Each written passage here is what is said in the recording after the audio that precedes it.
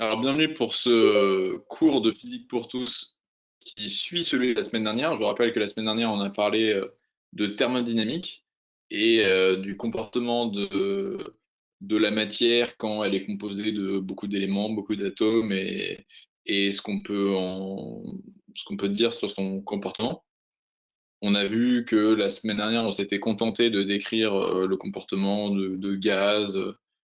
Alors, j'ai évoqué rapidement le comportement des liquides et des solides également, mais très rapidement. Mais bon, on a vu que si on pouvait s'intéresser au comportement de ces différentes assemblées d'atomes par la description avec des variables, des variables d'état, des variables globales comme la pression, la température.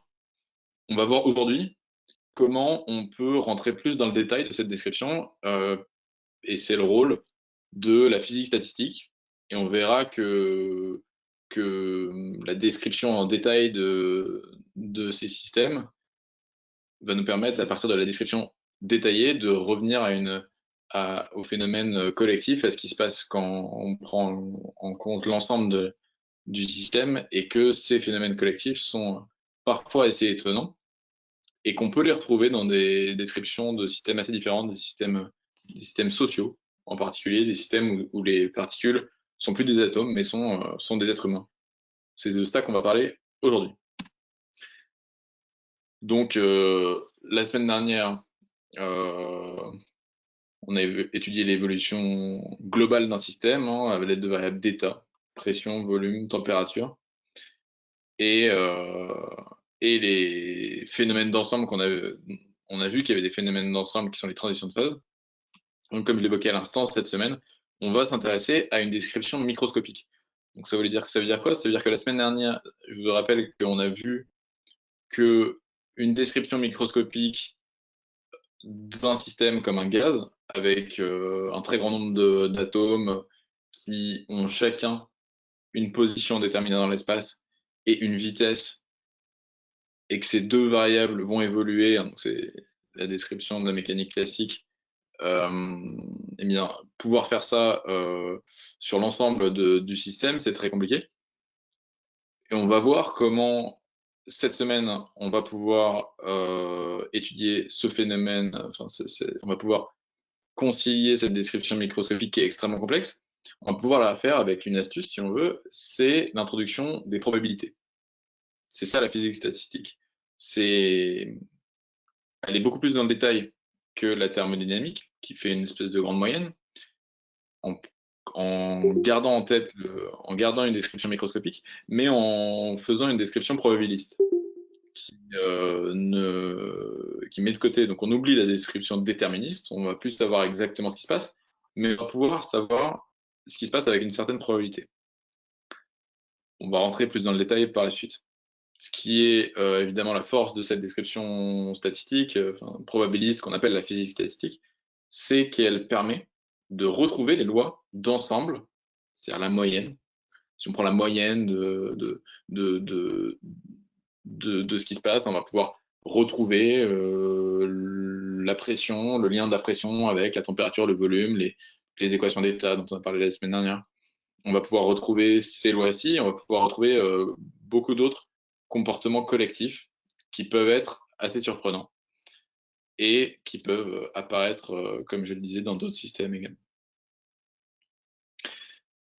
Avant de rentrer dans le détail, de revenir de se réintéresser au système dont on a déjà parlé la semaine dernière quand on a fait de la thermodynamique, je vais commencer ce cours en vous donnant un exemple de cas, de système, dans lequel des règles microscopiques très simples peuvent faire apparaître des phénomènes euh, assez complexes, une sorte d'organisation assez complexe qui fait que quand on regarde le système à une grande échelle, on ne se doute pas qu'une telle complexité peut apparaître à partir de règles aussi simples.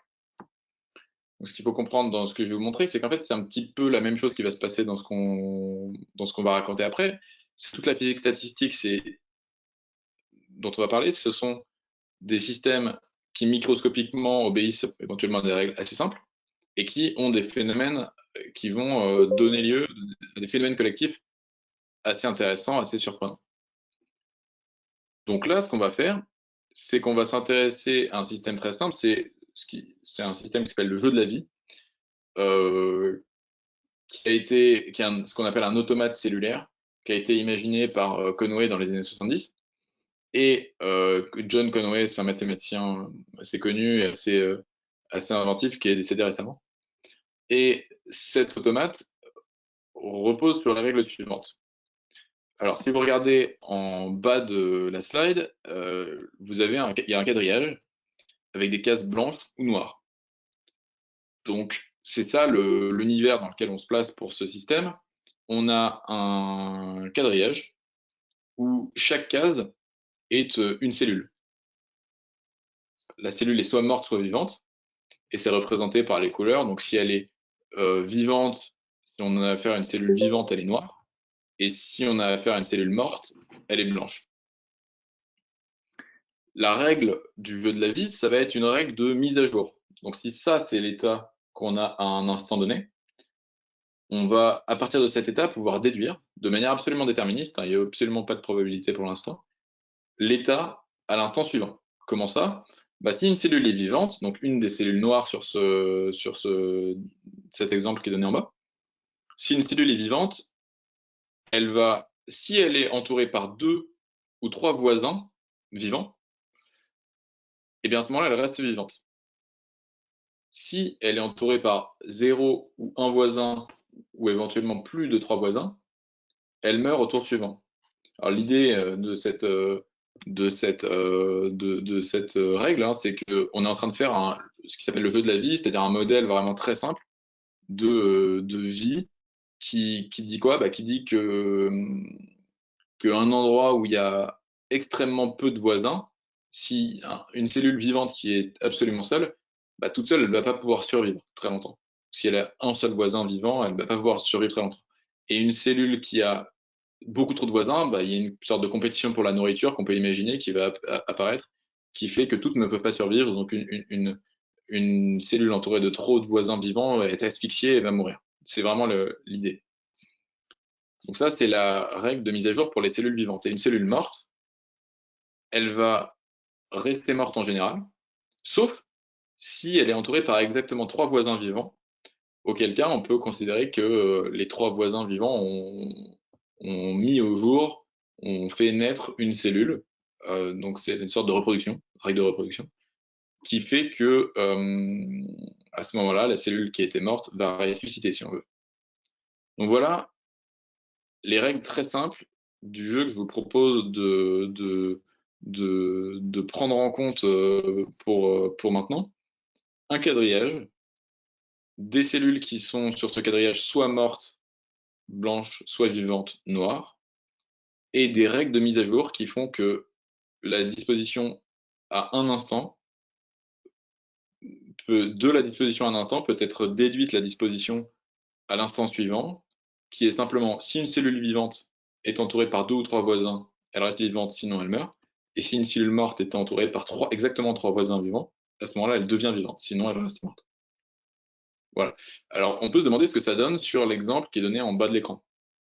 Alors ici, on voit que une cellule, une des quatre cellules noires, donc vivantes, est entourée par un A, 3, 2, 3, exactement euh, trois voisins vivants. Donc, chacune des quatre cellules va rester vivante. Et vous voyez que toutes les cellules blanches autour euh, sont entourées par au maximum deux voisins vivants. Donc, aucune des cellules mortes ne va ressusciter. Donc, en fait, là, on a une structure qui est parfaitement stable, d'accord, qui va rester et se maintenir comme ça, tel quel. Est-ce que ça vous va pour la stabilité de cette structure avec les règles qu'on a données?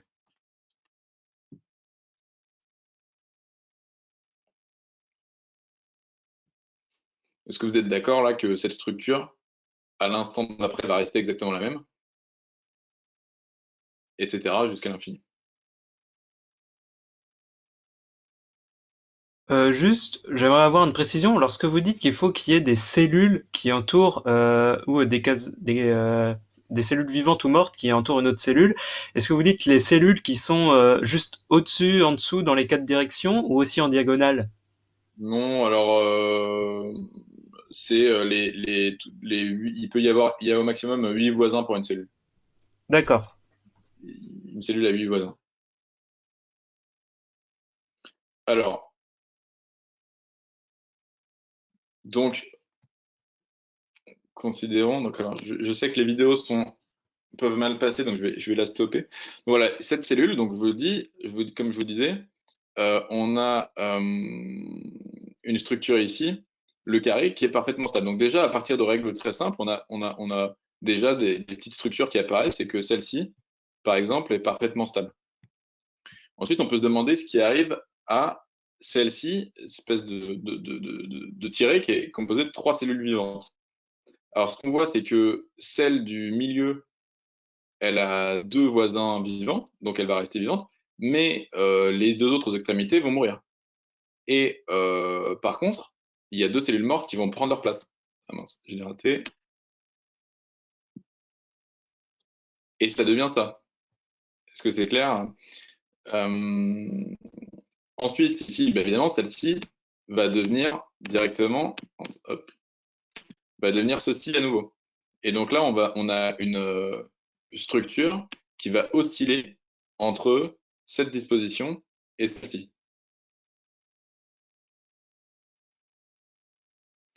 Donc là, un exemple de structure encore un peu plus intéressante que celle qu'on avait, on a une oscillation entre deux états pour une structure.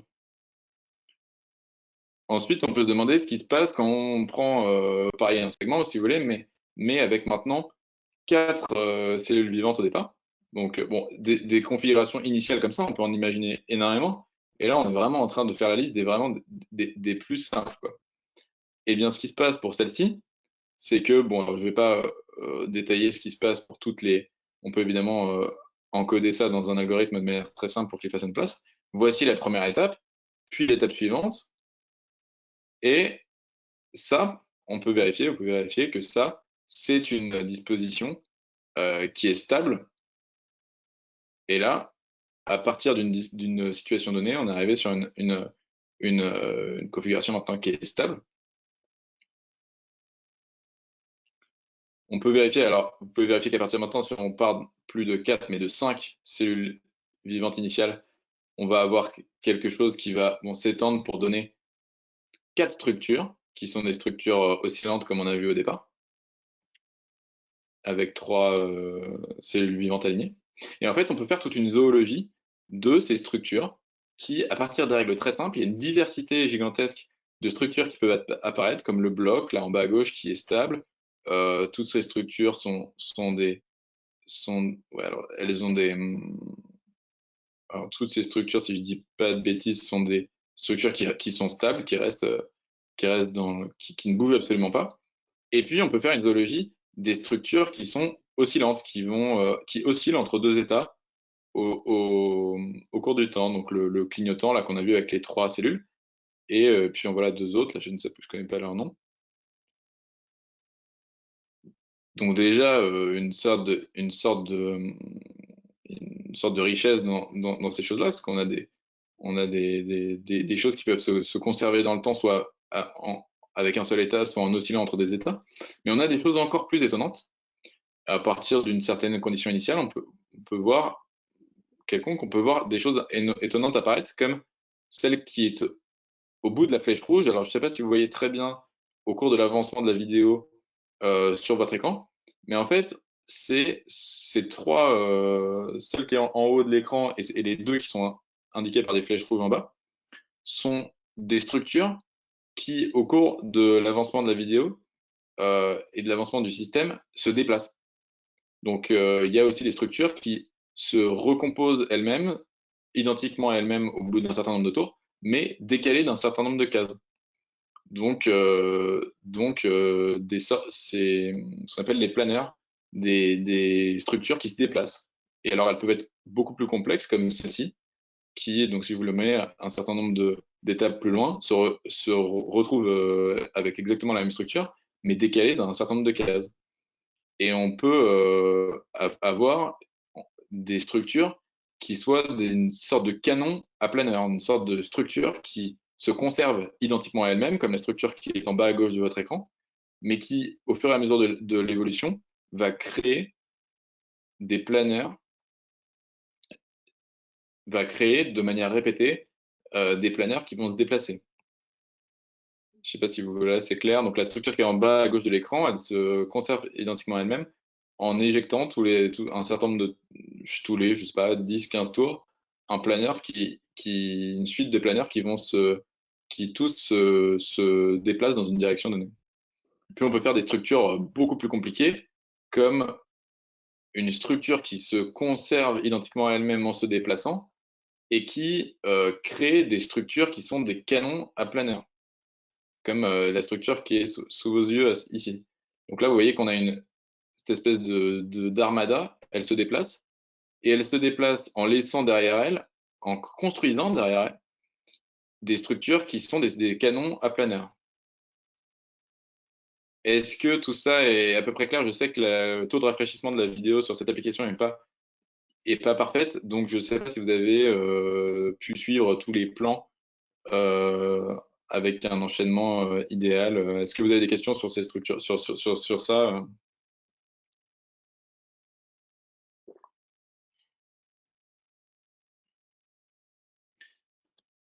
Donc vous voyez qu'avec, je rappelle qu'à partir que tout ceci, ce sont simplement des cases noires et blanches qui reposent sur des règles extrêmement simples qui sont qu'à un instant donné, en fonction du nombre de voisins qui sont morts ou vivants, une case qui est morte ou vivante va devenir morte ou vivante à l'instant suivant. Des règles sont extrêmement simples. Et pourtant, avec ces règles, à partir de ces règles extrêmement simples, on peut arriver à une structure extrêmement détaillée qui permet de construire des structures qui vont se conserver dans le temps, des structures qui vont osciller, des structures qui vont se déplacer, ou même des structures qui vont permettre de construire d'autres structures. Et en fait, pour vous donner une idée de la profondeur de cette idée et de cette complexité, tout en reposant sur les règles extrêmement simples du départ, on peut même construire avec ce jeu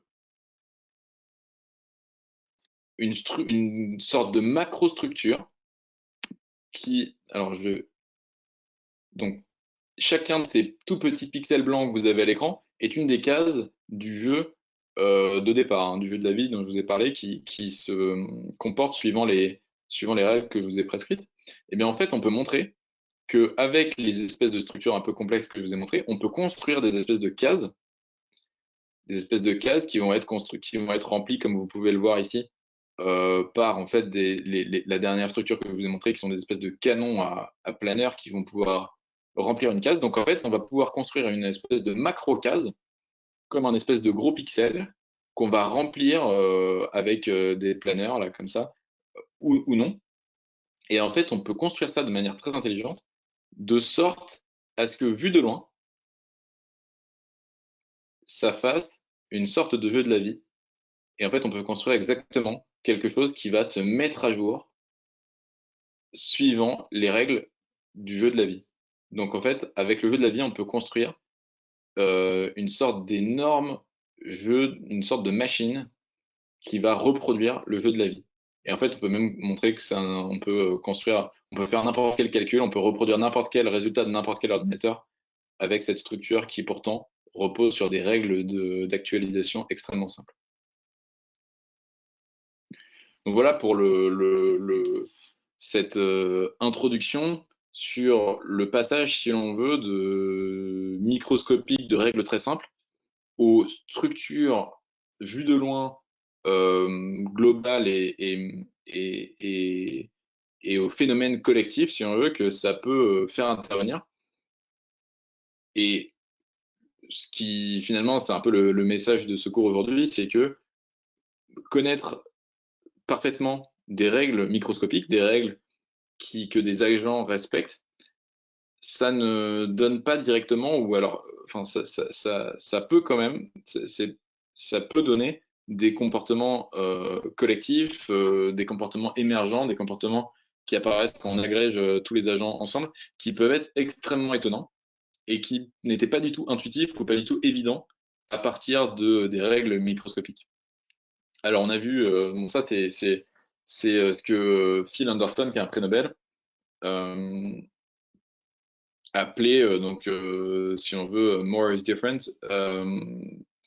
qui est que des systèmes qui sont composés d'un grand nombre de d'individus qui interagissent entre eux peuvent faire intervenir des phénomènes, des régularités, euh, des choses qui sont pas du tout évidentes ou pas du tout anticipables en connaissance simplement des règles microscopiques, qui arrivent et qui sont une sorte de phénomène qui concerne tout le monde, de la même manière hein, que le passage de l'état liquide à l'état solide pour l'eau, par exemple, c'est quelque chose qui arrive à toutes les molécules en même temps et qui est difficile évidemment à prévoir quand on connaît juste, quand on regarde juste comment une molécule interagit avec ses voisins. Alors le jeu de la vie, c'était un exemple de ce genre de phénomène pour un système dont les règles sont très précises, sont déterministes et sont d'ailleurs très simples. Hein. Il y a vraiment, c'est un système qui est extrêmement simple. Maintenant, l'idée, évidemment, c'est de généraliser ça à des systèmes qui sont plus compliqués. Par exemple, les systèmes dont on a parlé la semaine dernière, c'est-à-dire des systèmes thermodynamiques composés d'un grand nombre de particules et en particulier un gaz de molécules, comme le modèle dont on a parlé la semaine dernière, qui est le modèle du gaz parfait. N'hésitez pas si vous avez des questions sur ces premiers éléments.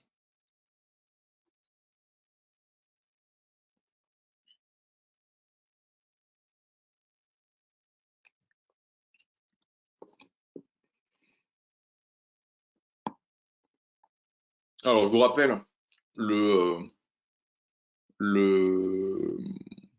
contexte dans lequel on s'était placé la semaine dernière. On se disait, bon, si l'on a un gaz, quel, comment est-ce qu'on peut comment est-ce qu'on peut le prédire? Et pour simplifier les choses, on a fait une hypothèse on a étudié, on a essayé de réfléchir à un modèle qui est souvent, qui soit idéal, qui soit facile à avoir en tête et qui soit simplifié, celui du gaz parfait.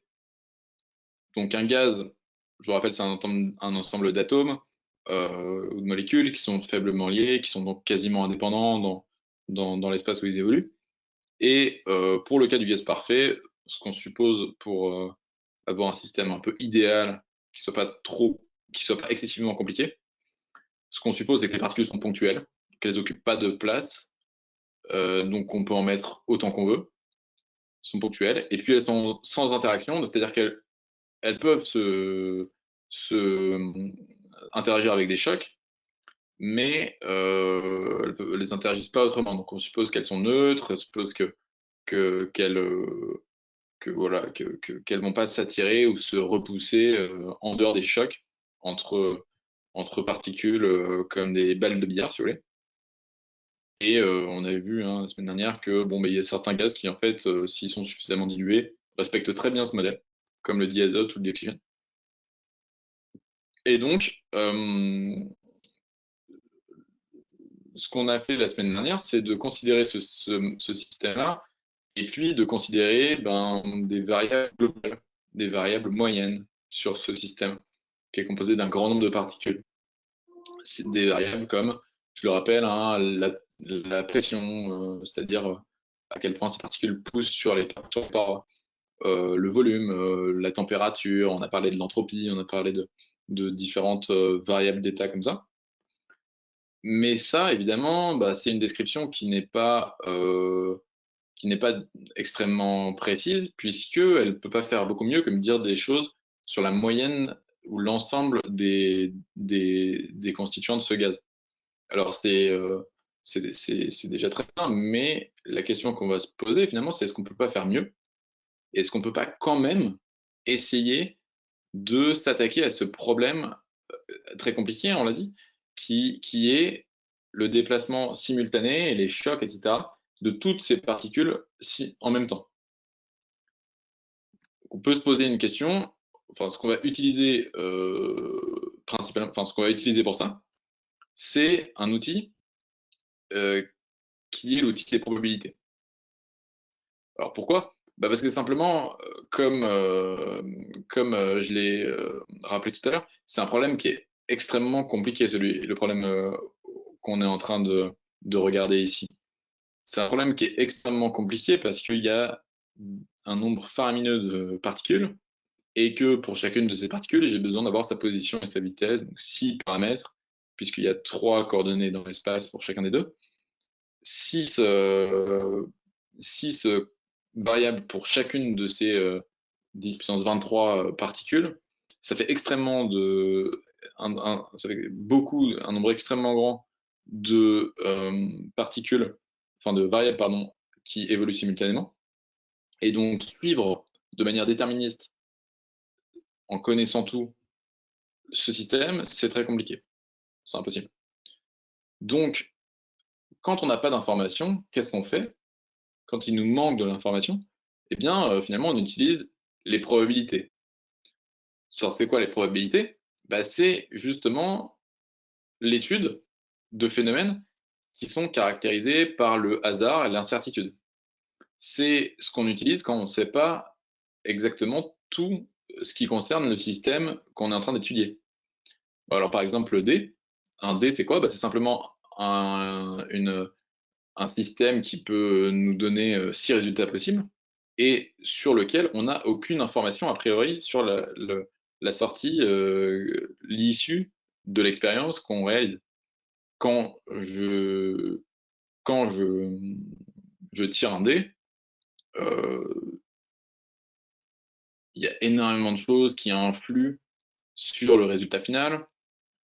On pourrait essayer hein, de rentrer dans le détail de l'étude de ce qui influe l'issue d'un tirage de dés. On pourrait regarder, évidemment pour ça il faudrait connaître la vitesse initiale avec laquelle celui qui tire le dé le lance, euh, donc la vitesse initiale, la rotation qu'on lui, euh, initiale qu'on lui donne, ensuite, éventuellement, les caractéristiques de l'air. Est-ce qu'il y a du vent? Est-ce qu'il y a de l'humidité dans l'air?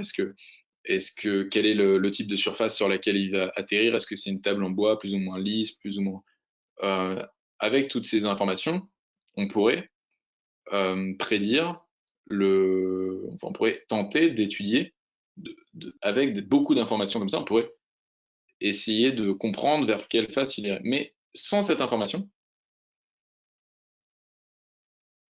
on peut pas faire beaucoup mieux que de dire, bah, en l'absence d'information, il n'y a pas vraiment de choses qui me dit que le dé va tomber plus sur une face qu'une autre. Donc, je peux supposer que euh, aucune face n'est plus probable, et donc que chacune a une probabilité de manière équiprobable. Je n'ai pas d'information, chacune des faces a une probabilité égale de 1/6.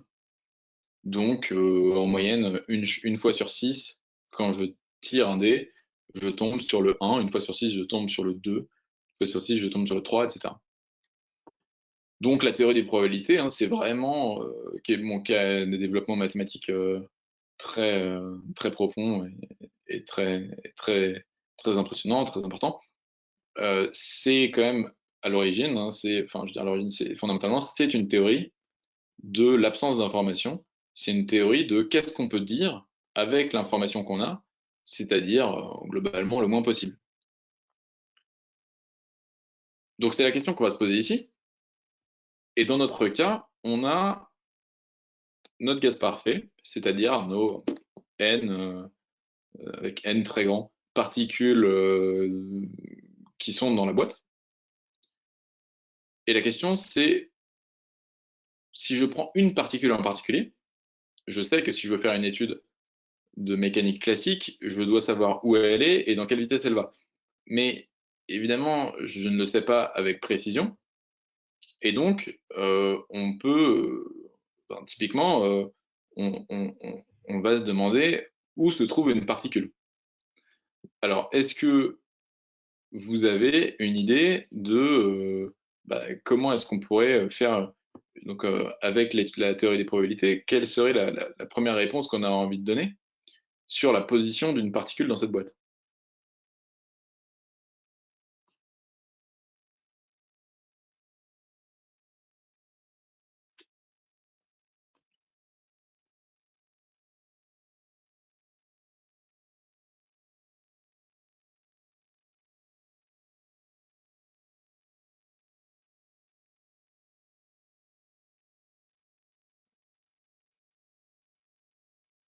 Donc la question est la suivante. Si je prends une particule donnée dans ce gaz, à quel endroit est-ce que j'ai des chances de la trouver donc j'ai une boîte avec d'un certain volume. Je sais que ma particule est quelque part. Et la question, c'est où? Où se trouve-t-elle, cette particule? N'importe où dans la boîte, je suppose. Si on s'en... Exactement.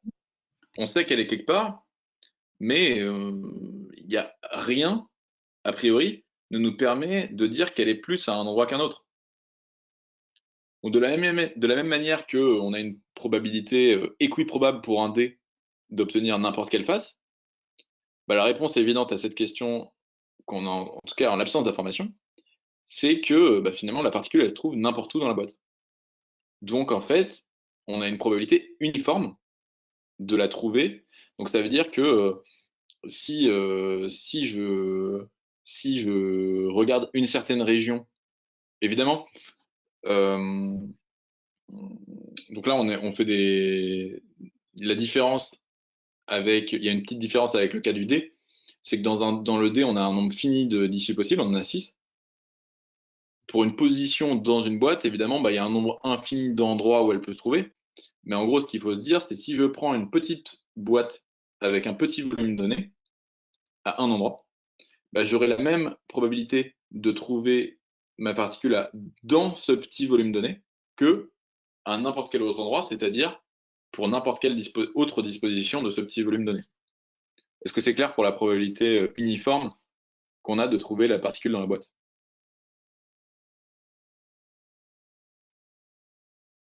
Est-ce que vous avez des questions là-dessus? Est-ce que c'est pas clair? Est-ce que ça vous semble non intuitif cette proposition, que je vous fais de considérer que la particule peut être n'importe où dans la boîte?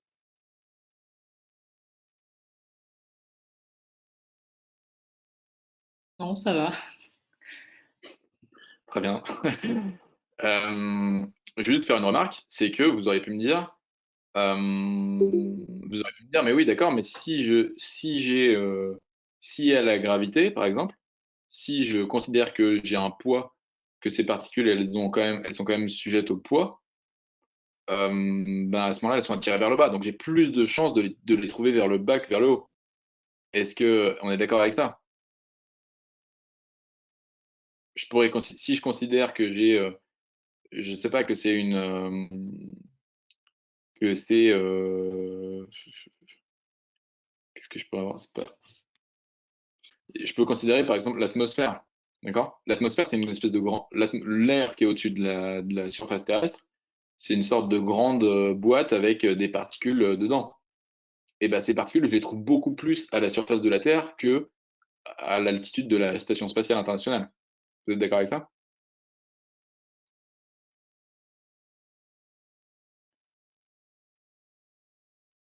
Là, ici, il y a quelque chose en plus que j'ai rajouté, c'est la gravité, dans l'exemple que je viens de donner de l'atmosphère, qu'il faudrait rajouter à notre modèle, qui serait, en fait, la gravité, ce serait une information qu'on aurait évidemment, sur notre système, et donc sur l'endroit où les particules ont une chance de se trouver.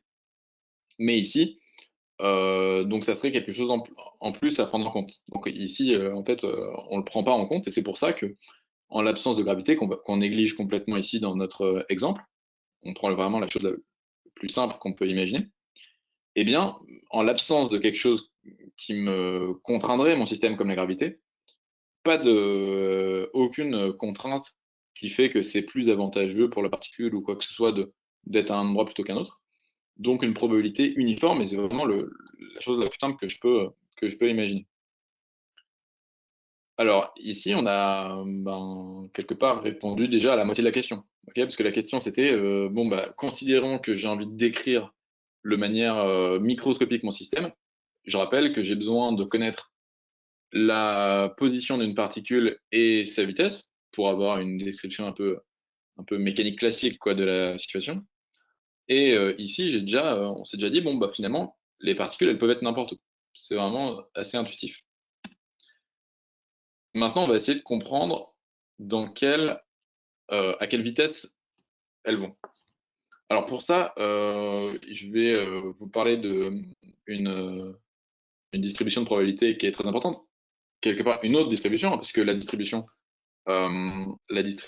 uniforme dont on vient de parler, là où les particules peuvent être n'importe où, en ayant elles ont euh, la même chance de se trouver à n'importe quel endroit de la boîte, c'en est une. Donc là, je vais vous en parler d'une autre. Il y a une différence entre la vitesse et la, et la position, c'est que la position, une particule, elle peut se trouver n'importe où dans, entre les frontières de la boîte, mais on sait qu'elle ne va pas se trouver ailleurs. Alors que la vitesse, elle peut, à la rigueur, elle peut aller, euh, enfin, il n'y a pas de frontière naturelle pour la vitesse. Et le problème de la vitesse, c'est que il y a une énergie. On peut supposer qu'on a on a donné une énergie initiale. Vous vous souvenez de l'énergie interne, qui est cette somme des énergies de tous les constituants du gaz, qui est fixée au départ. Je peux pas avoir une particule qui a une vitesse infinie parce que à un moment, la somme des énergies cinétiques, elle est fixée. Bon, donc il y a une sorte de répartition ce qui fait que c'est un petit peu plus compliqué que en ce qui concerne la position. Mais en fait, ici, il y a quelque chose d'un petit peu magique qui se passe. Et ce qui est un peu magique, c'est que la théorie des probabilités, c'est pas une théorie qui dit que euh, le, que c'est pas une théorie qui dit qu'on ne sait pas ce qui va arriver dans certaines situations et qu'on ne sait rien. C'est surtout une théorie qui étudie les structures qui apparaissent dans le hasard et qui étudie les lois qui apparaissent dans le hasard. Et ce que j'entends par là, ce que je veux dire par là, c'est que il y a des distributions, en particulier la gaussienne en est une, qui sont des distributions universelles et qui apparaissent naturellement, qui interviennent euh, de manière universelle et dont on peut supposer dans une situation donnée que finalement, si on observe quelque chose, ça va être une gaussienne. Alors, c'est un peu mystérieux ce que je vous dis pour l'instant, mais ça va s'éclaircir dans quelques instants. Alors, la gaussienne, c'est quoi? Cette fameuse distribution magique dont je suis en train de vous parler, c'est celle que vous avez sous les yeux. On appelle communément la courbe en cloche.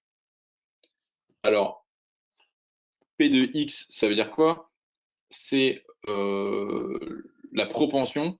Donc là, imaginez qu'on a une variable aléatoire X. La question, c'est à quel endroit, enfin, où est-ce que je vais la trouver? Eh bien, si vous voyez une courbe comme ça, c'est ce qu'on appelle P de X, c'est ce qu'on appelle une densité de probabilité, ça veut dire que elle a une forte chance de se trouver proche de 0, d'accord? Quand X et on voit que pour la variable X proche de 0, on a une distribution de probabilité qui est plus élevée que ailleurs, que ça devient très vite 0 quand on s'éloigne, par exemple, au-dessus de 3 et en dessous de -3, on voit que bon, c'est plus très loin de 0, et qu'il y a une largeur qui est en gros notre sigma qu'on appelle l'écart type. Et bien cette distribution, euh, elle me dit que, enfin, une distribution qui est tirée suivant cette distribution gaussienne qu'on appelle la loi normale, eh bien, en gros, je vois que c'est une variable aléatoire qui peut prendre des valeurs qui, en gros, typiquement, vont être entre -2 et 2, typiquement. Et qui, si je prends la moyenne d'un grand nombre de, de, de, de réalisations, va me donner en moyenne 0 parce que je suis en gros autour de 0. Est-ce que la signification de cette courbe avec la notion de densité et de probabilité est à peu près claire, ou est-ce que vous voulez que je rentre un peu plus dans les détails? Je ne me rends pas compte si c'est parfaitement clair.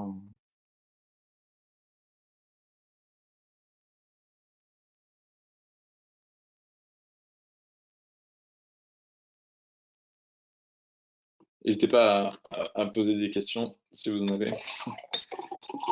Juste, Le... Ouais, juste avoir une précision sur la formule. Le E, ça représente quoi au juste? voilà, donc Est-ce que alors, c'est la constante ou...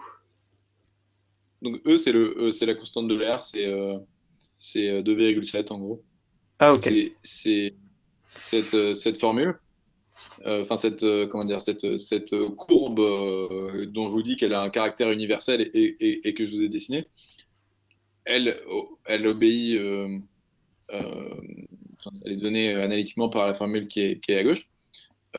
C'est, alors oubliez le 1 sur sigma racine de 2pi, c'est simplement une constante de normalisation. Donc bon, c'est pas très important, c'est simplement que, en gros là, une probabilité, hein, c'est toujours entre 0 et 1 si on veut. D'accord? Hmm. Donc je sais que ma particule, je dois la trouver quelque part. Ok?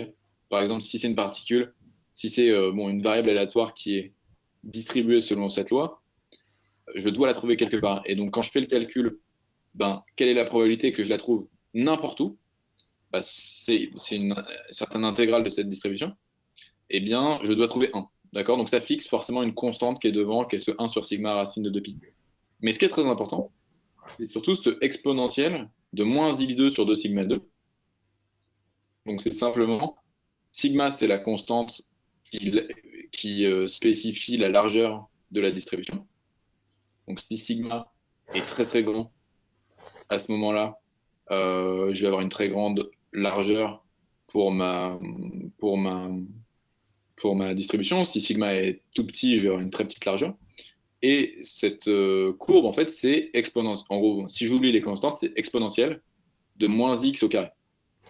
C'est ça la gaussienne.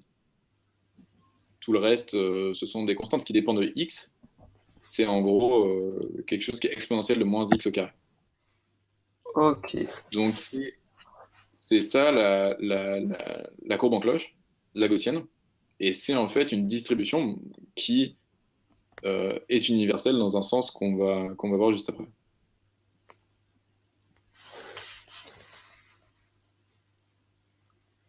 Est-ce que ça va? Ok. Alors, qu'est-ce qu'elle a de spécial, cette courbe en cloche? Alors, ce qui la rend spéciale, c'est un résultat euh, fondamental en probabilité qui s'appelle le théorème central limite.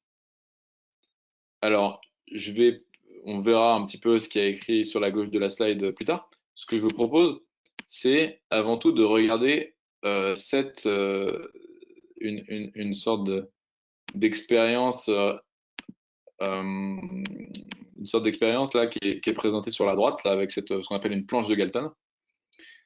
Alors, est-ce que vous voyez bien la droite de l'écran et la slide, la vidéo? Pour l'instant, elle est arrêtée. Je vais simplement vous décrire le, le principe. Le principe, c'est qu'on a un réservoir ici avec plein de petites billes. Ce qu'il faut comprendre, c'est que si vous voulez, c'est que chacune des petites billes va réaliser un chemin au hasard et que ce qu'on va observer à la fin, c'est le résultat de plein de réalisations qui va quelque part nous donner la distribution de probabilité. Alors, ce qui se passe, c'est que c'est quand la planche est retournée, comme elle vient d'être retournée, toutes les petites billes qui sont en haut sont lâchées sur ce, sur ce, à travers ce réseau d'obstacles, ok? Donc ici, on a des obstacles qui traversent la planche contre lesquels les billes vont taper. Et à chaque fois qu'elles tombent sur un obstacle, elles vont décider si elles partent à gauche de l'obstacle ou à droite de l'obstacle. Quand je dis elles vont décider, évidemment, on peut considérer que si on avait toutes les informations, c'est parfaitement déterministe et la bille, elle va partir soit à gauche, soit à droite en fonction de la condition initiale. Bon, ces informations, on les a pas. Donc, on peut considérer finalement que une particule qui arrive au-dessus d'un obstacle va partir à gauche ou à droite de l'obstacle ou à droite. Puis, on peut considérer, évidemment, qu'on n'a pas vraiment de raison comme ça de considérer qu'il y a une asymétrie. Donc, on peut considérer qu'en gros, chaque particule va partir soit à gauche, soit à droite avec probabilité 1,5. Et donc, chaque particule, vous voyez qu'il y a plein de couches d'obstacles les unes après les autres. Chaque particule va faire un chemin entre où elle avance, où elle va soit vers la gauche, soit vers la droite, avec probabilité 1,5 à chaque couche d'obstacles. Donc, si j'avance un petit peu, vous voyez ici que il y en a certaines qui ont traversé, ont fait leur chemin et sont arrivées. Et à la fin, il y a des tuyères ici qui, une fois qu'elles sont arrivées sur leur chemin, bah, si elles sont arrivées à l'endroit où je mets mon curseur, hop, elles tombent le long du tuyau et on les retrouve ici en bas comme certaines sont déjà arrivées. Est-ce que vous voyez bien la vidéo? Est-ce que c'est clair?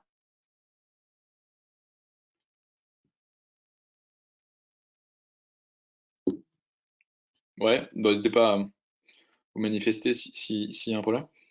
Euh, donc voilà pour le dispositif. Toutes les, toutes les particules tombent et ce qu'on voit à la fin, c'est que, bon alors évidemment, il avait déjà imprimé sur la planche parce qu'il savait déjà ce que ça donnait, c'est le principe de cette planche. On voit apparaître cette fameuse courbe en cloche que je vous ai présentée. Ça veut dire quoi? Ça veut dire que, c'est vrai qu'on peut le refaire autant de fois qu'on veut.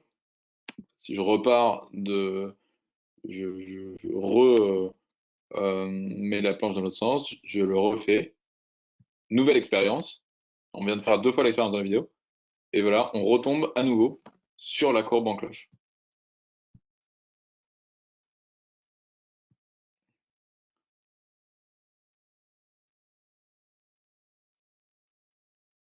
Ah voilà, le zoom, un petit peu zoomé pour vous permettre de mieux comprendre ce qui se passe ici. Chacune des particules, par exemple celle-ci là qui est en train de tomber, cette particule est en train de rencontrer un obstacle et va nécessairement passer soit à gauche, soit à droite. Et on peut considérer que ça se fait au hasard de manière symétrique, avec probabilité 1,5 pour chacune des deux issues. Et à la fin, toutes les particules doivent tomber dans une tuyère. Et le nombre de particules qui tombent à chaque endroit est représenté ici à la fin par la hauteur de particules dans la tuyère. Ce qu'on observe, c'est cette courbe en cloche. Ça veut dire quoi? Ça veut dire qu'en partant d'en haut au milieu, déjà, c'est symétrique. Il y a autant de particules à la fin qui vont être sur la gauche de la planche que sur la droite de la planche, si je trace une sorte de grand trait au milieu. Ça, c'est logique, puisqu'il n'y a pas plus de raison d'aller à gauche qu'à droite, a priori. Tout est symétrique. Et ensuite, on va beaucoup plus les trouver au milieu que sur les côtés. Est-ce que ça vous paraît intuitif, ça? Pourquoi est-ce que j'ai pas quelque chose de tout plat? Pourquoi est-ce que j'ai pas une probabilité uniforme de tomber dans n'importe quelle tuyère de manière uniforme?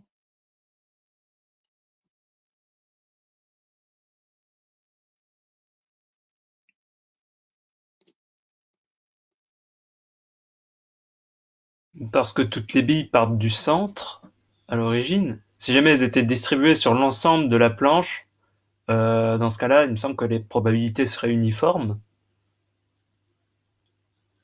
Alors, ici,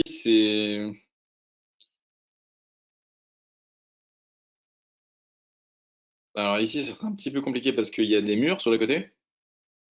Oui, Et oui. et que donc, bon, là, on considère que les murs, en fait, ils sont suffisamment loin pour ne pas, pour ne pas, pour ne pas intervenir. Donc, mais bon, c'est un peu plus compliqué que ça, ce que tu proposes.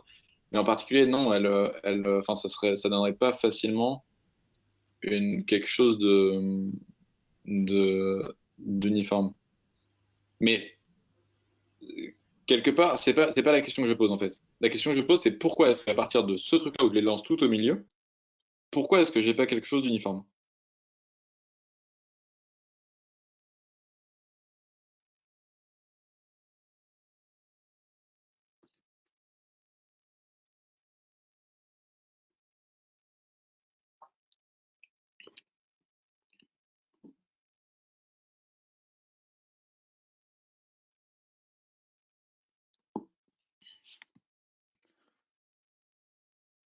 Bah, en fait, si jamais on considère qu'à chaque fois qu'une bille rencontre un obstacle, elle a en moyenne une chance sur deux de passer d'un côté ou de l'autre, C'est bah, ça. si jamais on fait la somme des probabilités, on se rend compte qu'une bille a plus de chances de faire du surplace que de s'éloigner d'un côté, enfin dans une direction déterminée. Exactement, c'est exactement ça. C'est exactement ça. Je vais reformuler ta réponse, c'est que une particule ici, qu'on trouve ici, pour être arrivée ici, par exemple, elle a dû, à chaque possibilité, bon alors euh, évidemment, ce système mécanique est un peu moins propre, un peu moins idéal que ce que je vais vous proposer, mais supposons que vraiment que ça se passe parfaitement bien et qu'elle ne saute pas, qu'elle vraiment elle passe de voisin en voisin sans griller les étapes. Eh bien, si on cherche une particule, si on trouve une particule ici, avec ces hypothèses idéales que j'ai données, c'est forcément que elle est arrivée ici en ayant passé tous ces obstacles ici de la première diagonale et en ayant à chaque fois choisi l'hypothèse, enfin la solution, l'issue, je pars à gauche. Vous êtes d'accord?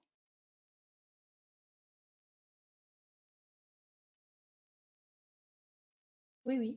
Vous êtes d'accord avec ça? Oui, oui, c'est Je, bon.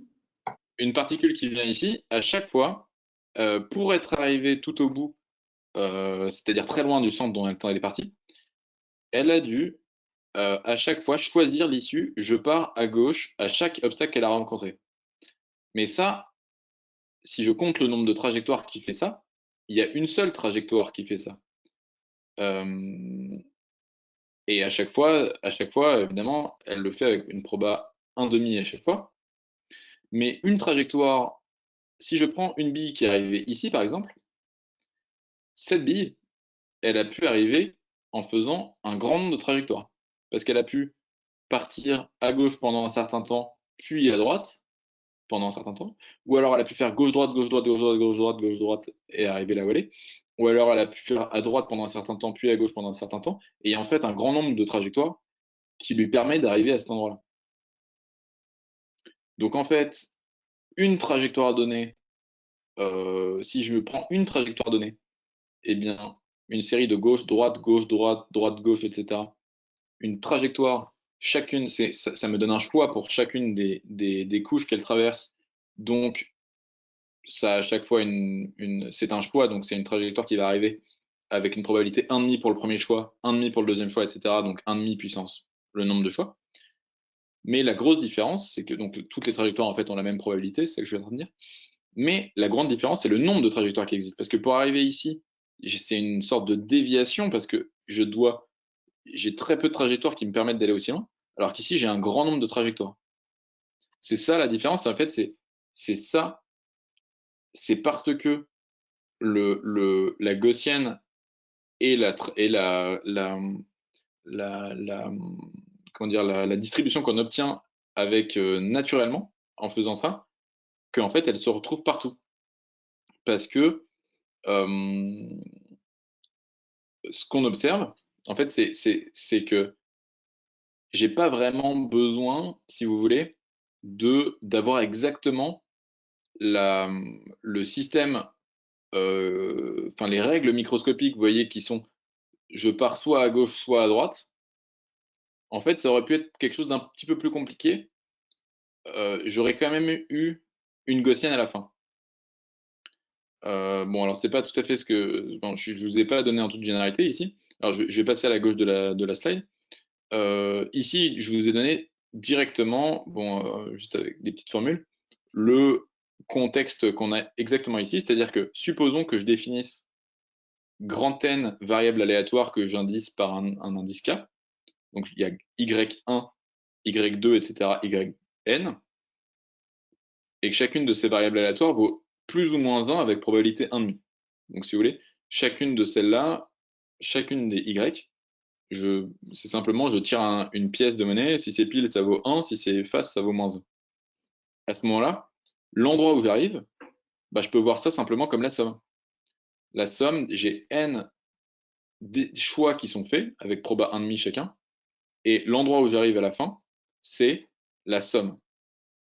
Et comme on vient de le voir, j'ai beaucoup plus de chances d'arriver sur quelque chose qui est proche de 0 que quelque chose qui a une grande valeur non nulle.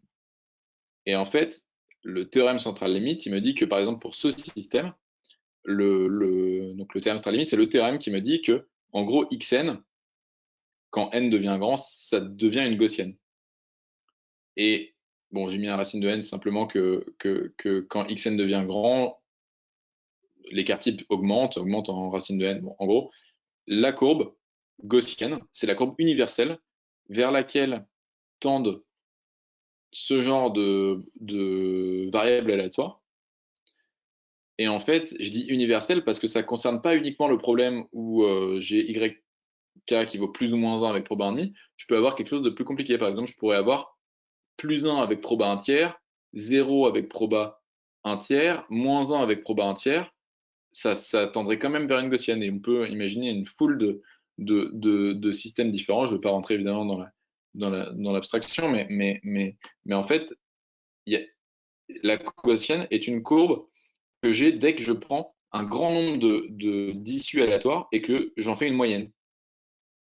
Ok, parce que faire une somme, en fait, c'est en quelque sorte agréger un grand nombre de sources d'aléatoires différents. Donc faire des moyennes, agréger un grand nombre de processus aléatoires, à la fin, ça me donne une courbe universelle qui est la gaussienne.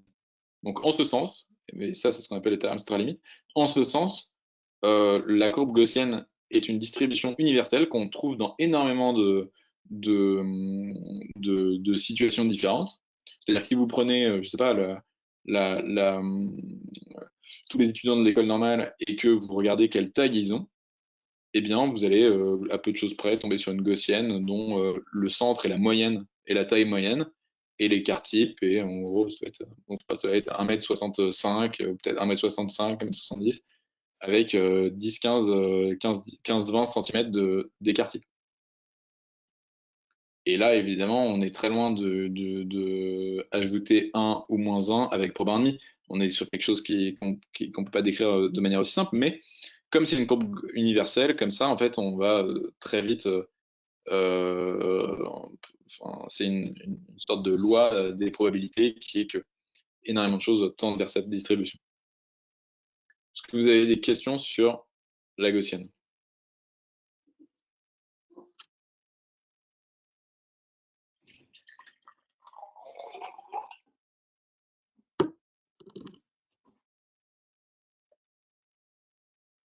Alors, sinon, je vais continuer.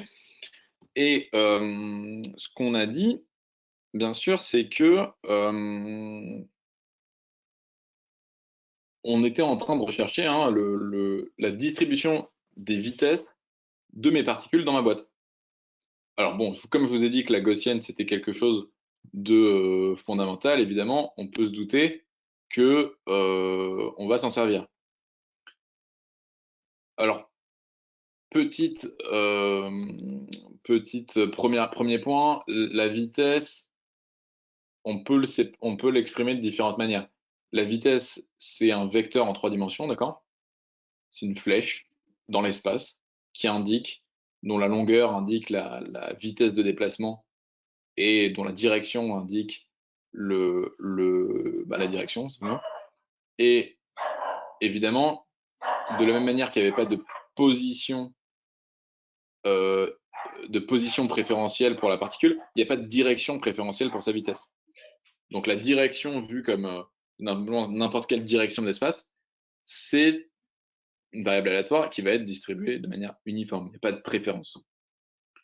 Bon, mais ça me répond pas. Donc ça, on peut s'en douter, mais ça me dit pas tout parce que il me faut aussi connaître la longueur de la flèche. Ça, c'est pas évident, donc on va plutôt faire autrement et se dire, mais la vitesse, en fait, c'est simplement comment est-ce que je distribue un vecteur en 3 dimensions. Eh bien, en fait, bon, un vecteur en 3 dimensions, c'est simplement 3 composantes, simplement 3 variables aléatoires. Eh bien, en fait, on peut simplement se dire que la vitesse, elle va être en dimension. Bah, la vitesse, elle va aller soit vers la gauche, soit vers la droite de manière symétrique. Et en fait, on va la prendre de manière gaussienne. Bon, en 2 dimensions, ça veut dire quoi? Alors, si je simplifie pour un vecteur, bah, vous voyez la courbe en cloche ici en 2 dimensions.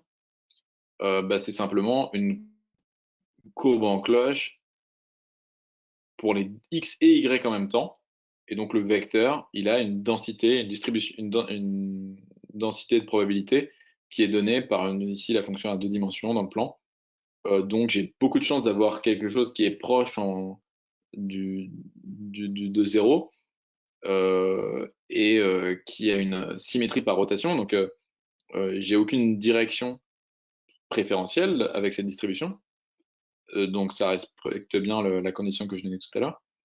Et voilà ce que je vous propose, si vous voulez, comme distribution de probabilité pour la vitesse, en sachant que c'est naturel, puisqu'on a vu que la gaussienne, c'est une sorte de distribution universelle qu'on va observer très souvent. Et puis, évidemment, ici, on a les particules, elles ont des chocs entre elles, donc on peut voir ce qui se passe au bout de plein de chocs. C'est une sorte de moyenne de plein de choses qui sont de plein de processus aléatoires. Donc on peut voir ça qu'à la fin, on peut dire que ça s'est moyenné, si on veut, c'est devenu une gaussienne. Est-ce que vous êtes convaincu par cet argument?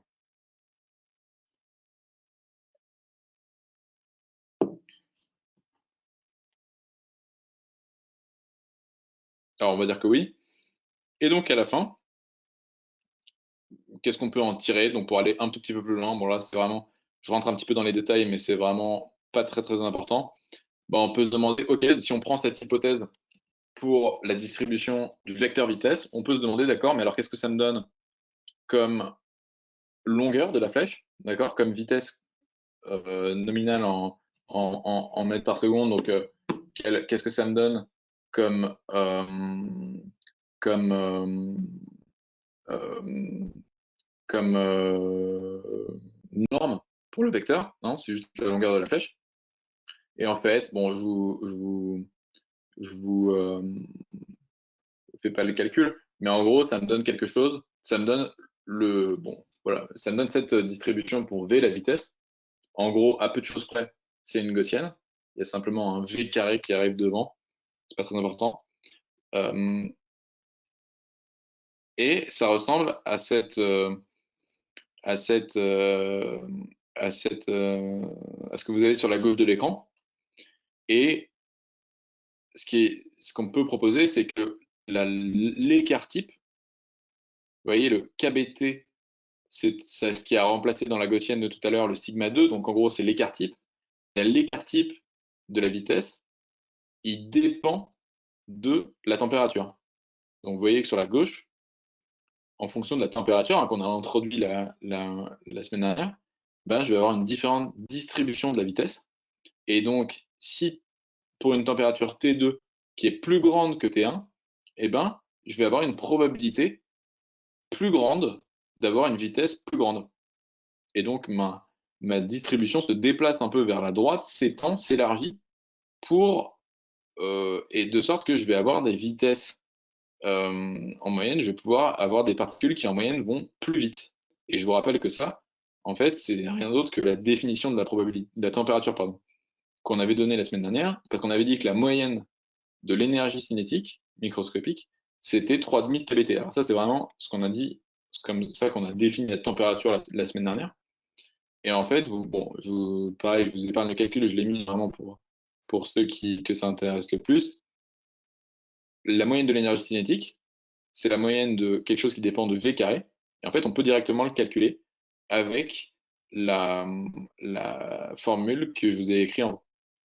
Et, y a pas de surprise, ça vaut exactement 3,5 kBT. Donc en fait, euh, voilà comment, en fait, quelque chose, il y a des processus, voilà comment il y a les processus, comme en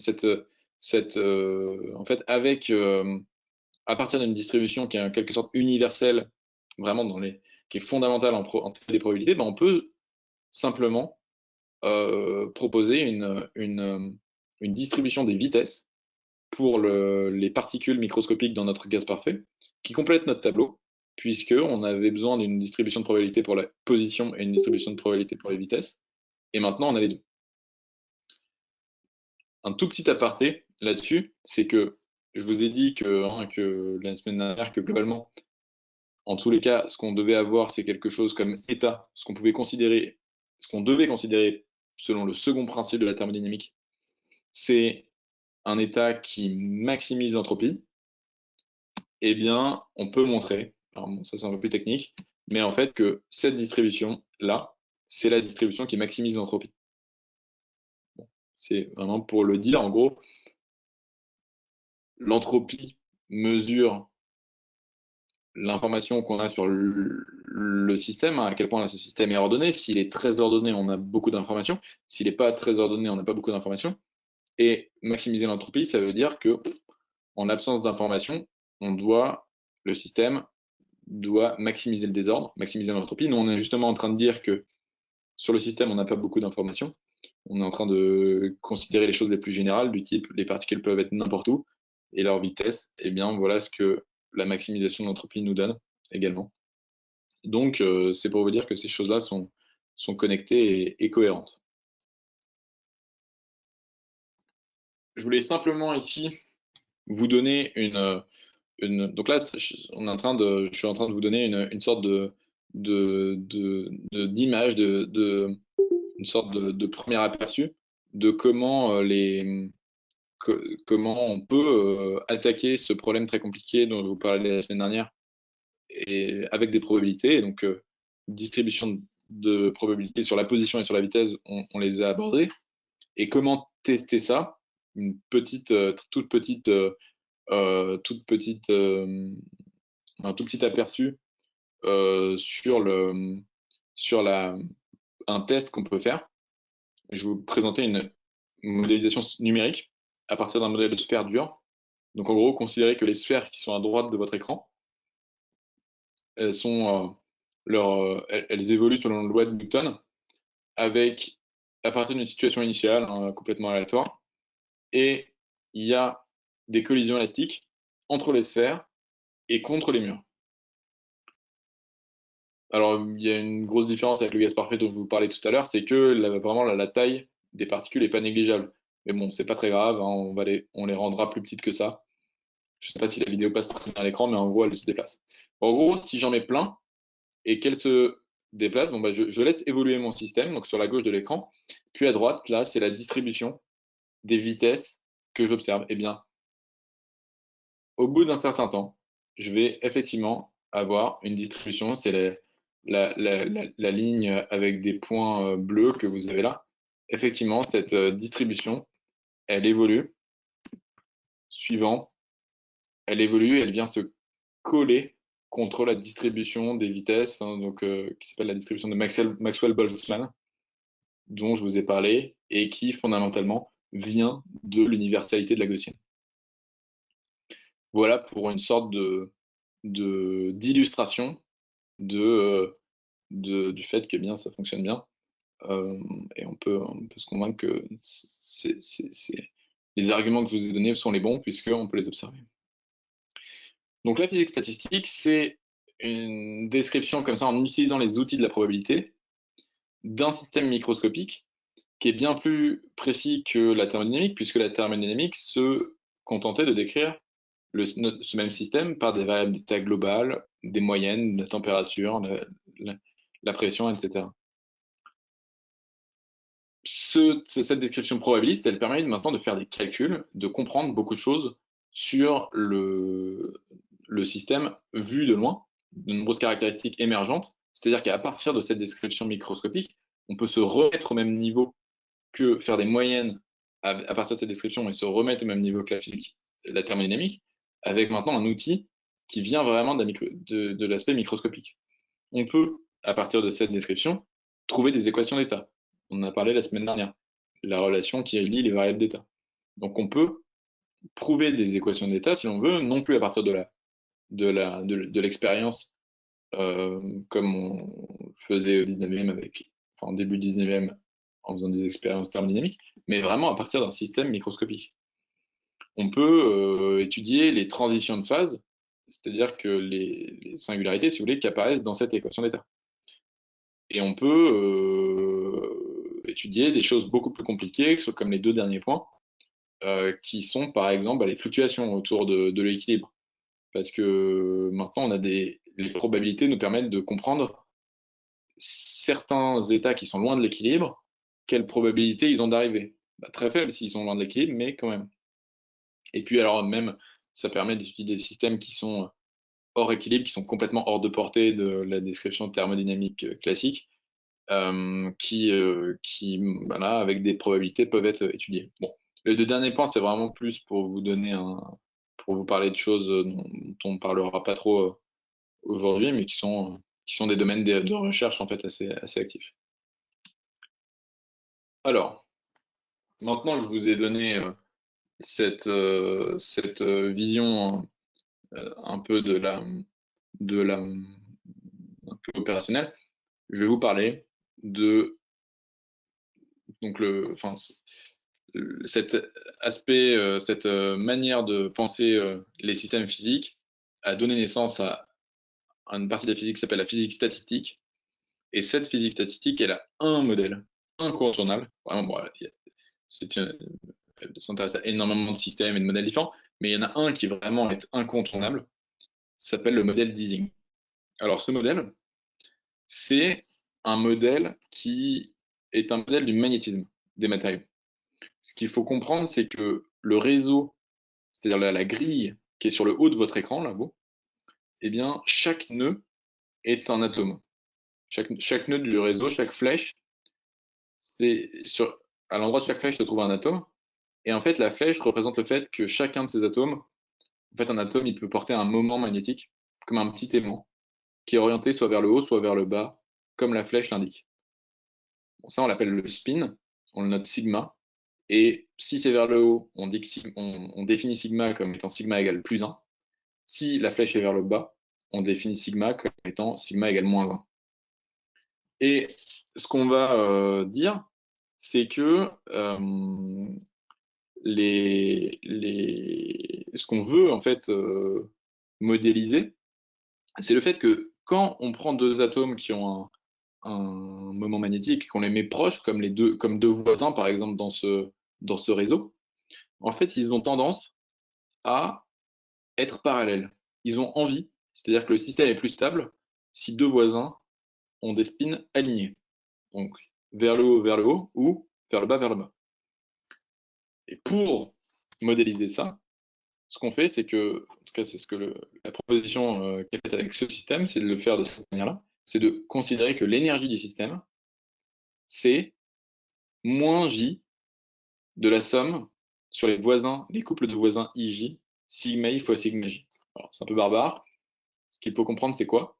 C'est que cette somme, alors J, c'est une constante positive, et cette somme, elle couvre l'ensemble des voisins de ce réseau. Ça veut dire quoi? Ça veut dire que si je prends deux atomes donnés, ils vont voisins, il va y avoir un terme dans cette grande somme qui concerne la multiplication de leurs deux spins. Et ça donne quoi? Ça donne que s'ils sont alignés sigma i fois sigma j, ça vaut plus 1. Et à ce moment-là, l'énergie, elle a une contribution moins j. Mais s'ils sont anti-alignés, sigma i fois sigma j, ça fait moins 1, parce que à ce moment-là, il y en a forcément un. S'ils ne sont pas alignés, il y en a un qui vaut 1 et l'autre moins 1, donc le produit des deux vaut moins 1. Et à ce moment-là, la contribution à l'énergie vaut plus j. D'accord? Donc la question, c'est, on a un système dont l'énergie diminue lorsque deux spins sont alignés. Sauf que un système physique, il veut minimiser son énergie. D'accord? Il veut être dans l'état le plus stable, c'est l'état de plus basse énergie, Donc, en pratique, la situation la plus stable, si on veut, de plus basse énergie, c'est l'alignement de tous les spins. Soit tous les spins alignés vers le haut, à ce moment-là, ils sont tous d'accord, toutes les relations de voisinage ont une contribution moins J, tout le monde, l'énergie est minimale, soit vers le bas, soit vers le haut, c'est parfaitement symétrique. Mais cette situation extrêmement ordonnée, en fait, c'est un petit peu comme enfin, c'est une situation très ordonnée, d'accord? Donc, en fait, de faible entropie, et elle est très instable parce que on ajoute à ce système quelque chose pour combattre l'influence simplement de l'énergie, c'est la température. On ajoute l'agitation thermique. D'accord? Donc ce sont les deux ingrédients de ce modèle. Il y a d'une part l'énergie, c'est-à-dire en gros, qui prend en compte les interactions sigma i fois sigma j entre les voisins, qui dit simplement que le système, il encourage des voisins à être dans la même situation. Ça, c'est le premier ingrédient, les interactions. Et le deuxième ingrédient, c'est la température, si on veut dire, c'est le hasard, l'agitation thermique qui va venir perturber ce système et qui va dire, mais attention, par exemple, on peut imaginer que l'agitation thermique, c'est l'environnement qui va venir au hasard choisir un spin et le changer de côté, au hasard. Évidemment, plus la température est élevée, plus ça le fait de manière intense. C'est ça qu'il faut comprendre. Est-ce que vous avez des questions sur ce modèle d'Ising?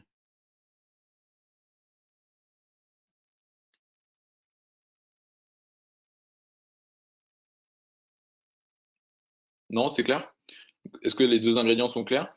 D'un côté, on a cette énergie qui est minimisée quand deux voisins sont d'accord, sont alignés, les flèches dans la même direction. Et de l'autre côté, cette chose qui naturellement, hein, nous amène, cette considération qui naturellement nous amène à vouloir favoriser un système où tous sont alignés, bah, elle est perturbée par le deuxième ingrédient qui est l'agitation thermique, la température. Ça, c'est vraiment, bon, ce sont les deux ingrédients du modèle.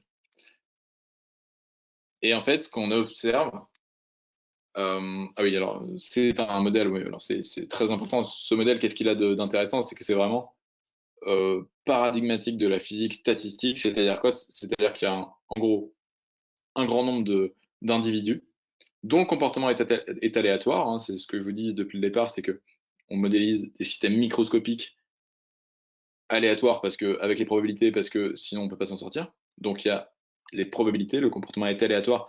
Ici, le paramètre qui contrôle ça, c'est la température, et influencé par, et il y a des interactions, d'accord? Parce que les comportements des sites est influencé par ses voisins. Et bien à ce moment-là, ce que je vous propose, parce que à mon avis, ça ira mieux si vous le faites dans votre navigateur que que si moi je le fais à l'écran, c'est d'aller sur ce site. Vous savez quoi? Je vais l'envoyer dans le chat.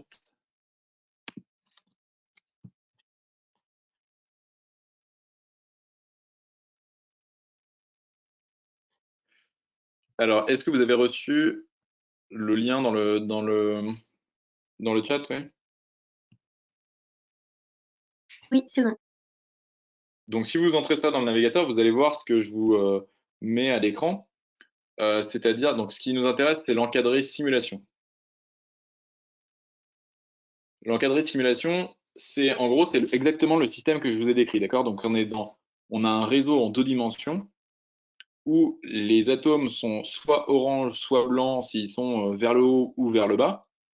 Et ensuite, on a la température. Donc, sous l'effet de la température, le, euh, le, euh, le, le système est désordonné, mais sous l'effet des interactions, il s'ordonne. D'accord? Donc, c'est vraiment les deux ingrédients dont je vous parlais qui vont pousser soit vers le désordre, soit vers l'ordre. Et évidemment, il y a un paramètre de contrôle, c'est la température, et vous pouvez le changer en cliquant sur les flèches. Et donc, ce que je vous propose, c'est de cliquer quelques fois sur les doubles flèches vers la gauche. Et vous voyez que si on fait ça, comme je suis en train de le faire, et qu'on arrive vers 2, donc la température, elle est écrite en haut à droite, là, T égale 2,25 Kelvin, le comportement change, et il change brutalement, en fait, dès qu'on va sous les 2 degrés, 2 degrés 20, 2 degrés, là, on a vraiment quelque chose d'assez brutal, où d'un coup, on se retrouve dans une situation où c'est beaucoup moins désordonné, vous êtes d'accord?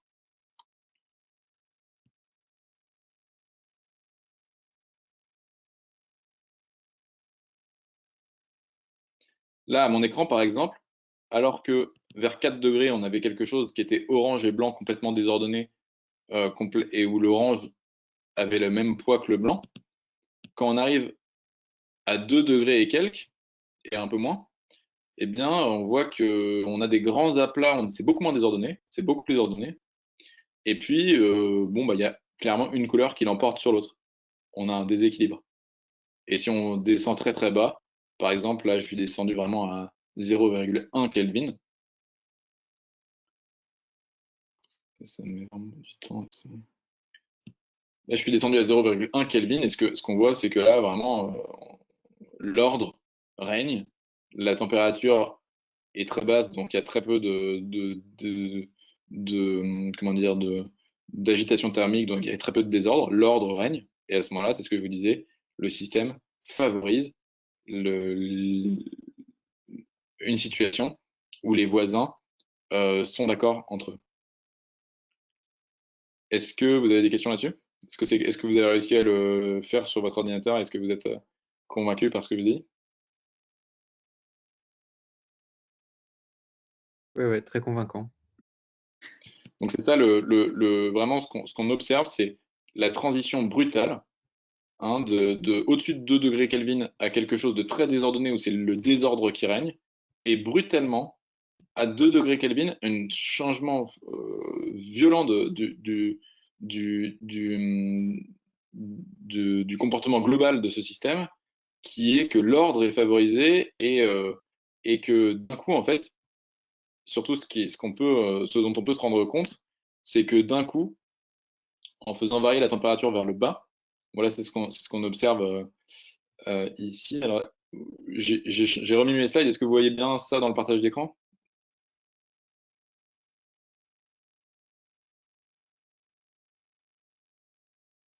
Ah, est-ce que vous voyez bien mes slides dans le partage d'écran? Oui, on les voit. Ouais. D'accord. Donc, ce qu'on a en fait, c'est ce graphe ici que j'ai présenté. C'est simplement en gros, ça pourrait tout à fait être fait sur ce système-là, hein, c'est vraiment l'idée. C'est pas moi qui l'ai fait, ça sort d'un papier, mais en gros, c'est l'idée. C'est que si la température est grande, si on observe la magnétisation moyenne, c'est-à-dire en gros euh, la différence entre jaune et orange, d'accord? La magnétisation moyenne, c'est simplement, j'ajoute tous les sigmas. Donc, s'il y en a plus qui soient vers le haut, je vais avoir quelque chose de positif. S'il y en a plus qui sont vers le bas, je vais avoir quelque chose de négatif. Eh bien, si je regarde ça, quand la température est élevée, c'est très désordonné. Donc, j'ai autant de jaune que d'orange, hein, c'est ce que vous avez observé dans la simulation. Mais quand j'arrive sur une température critique, en abaissant, eh bien, d'un coup, le système va choisir alors, ça peut être soit vers le haut, soit vers le bas. Mais si on regarde la valeur absolue, c'est-à-dire soit positif, soit négatif, on va voir que la moyenne décolle brutalement pour arriver à même au maximum quand la température est très faible. Donc, en sachant que le fait que la magnétisation moyenne devienne non nulle veut dire que le système est en train de s'organiser parce qu'il est en train de favoriser l'accord d'un grand nombre de spins il y a une majorité qui se déclare et les spins deviennent alignés. Et évidemment, quand tous les spins sont alignés, la magnétisation est égale à la magnétisation maximale, hein, c'est ce qu'on observe quand la température là devient très très faible et que la courbe rouge devient très proche de 1. Ça, cette, ce phénomène brutal qui arrive à une température critique donnée, c'est ce qu'on appelle une transition de phase. Et c'est exactement le même phénomène que le passage de l'eau entre ces différents états, entre ces différentes phases. L'eau, elle passe d'une phase à l'autre. Eh bien, c'est exactement le même phénomène, et c'est un phénomène collectif brutal qu'on observe à cause des interactions microscopiques comme un phénomène émergent collectif. Donc c'est quelque chose qui n'était pas du tout prévisible à l'origine, mais qu'on observe de manière finalement assez étonnante et très brutale à la fin. Bon, alors cette vidéo, je pense qu'on la verra, ça sera un peu insuivable dans avec le, mais bon, je vous la mettrai dans les liens également après. Mais ce qui est important de comprendre en fait, c'est que ces phénomènes collectifs étonnants et assez brutaux, il n'y a pas que dans la nature j'allais dire, inertes et des atomes qu'on l'observe. Il y a aussi dans beaucoup d'autres systèmes et des systèmes éventuellement sociaux composés d'êtres humains. Donc, par exemple, l'économie. En économie, ce que vous avez ici sur cette petite cartoon là, c'est que euh, il y a des effets d'avalanche sur les marchés où, à cause d'une rumeur complètement infondée, tout le monde va se mettre à vendre, ce qui, par les interactions que les gens ont entre eux, encourage une bulle de panique où tout le monde se met à vendre et où le marché peut s'effondrer. Il y a des micro-crashs qui arrivent à cause de ce genre de choses, quoi, une sorte de rumeur qui apparaît et où tout le monde s'emballe. Maintenant, c'est des ordinateurs en plus, mais oui, enfin, il y en a beaucoup. Le système s'emballe et à cause des interactions, on a une sorte de phénomène brutal qui apparaît, de phénomène émergent brutal. Bah, c'est pas si différent du système dont je viens de vous parler, avec bon, du hasard, mais surtout des interactions qui fait que brutalement, les choses peuvent s'organiser très vite.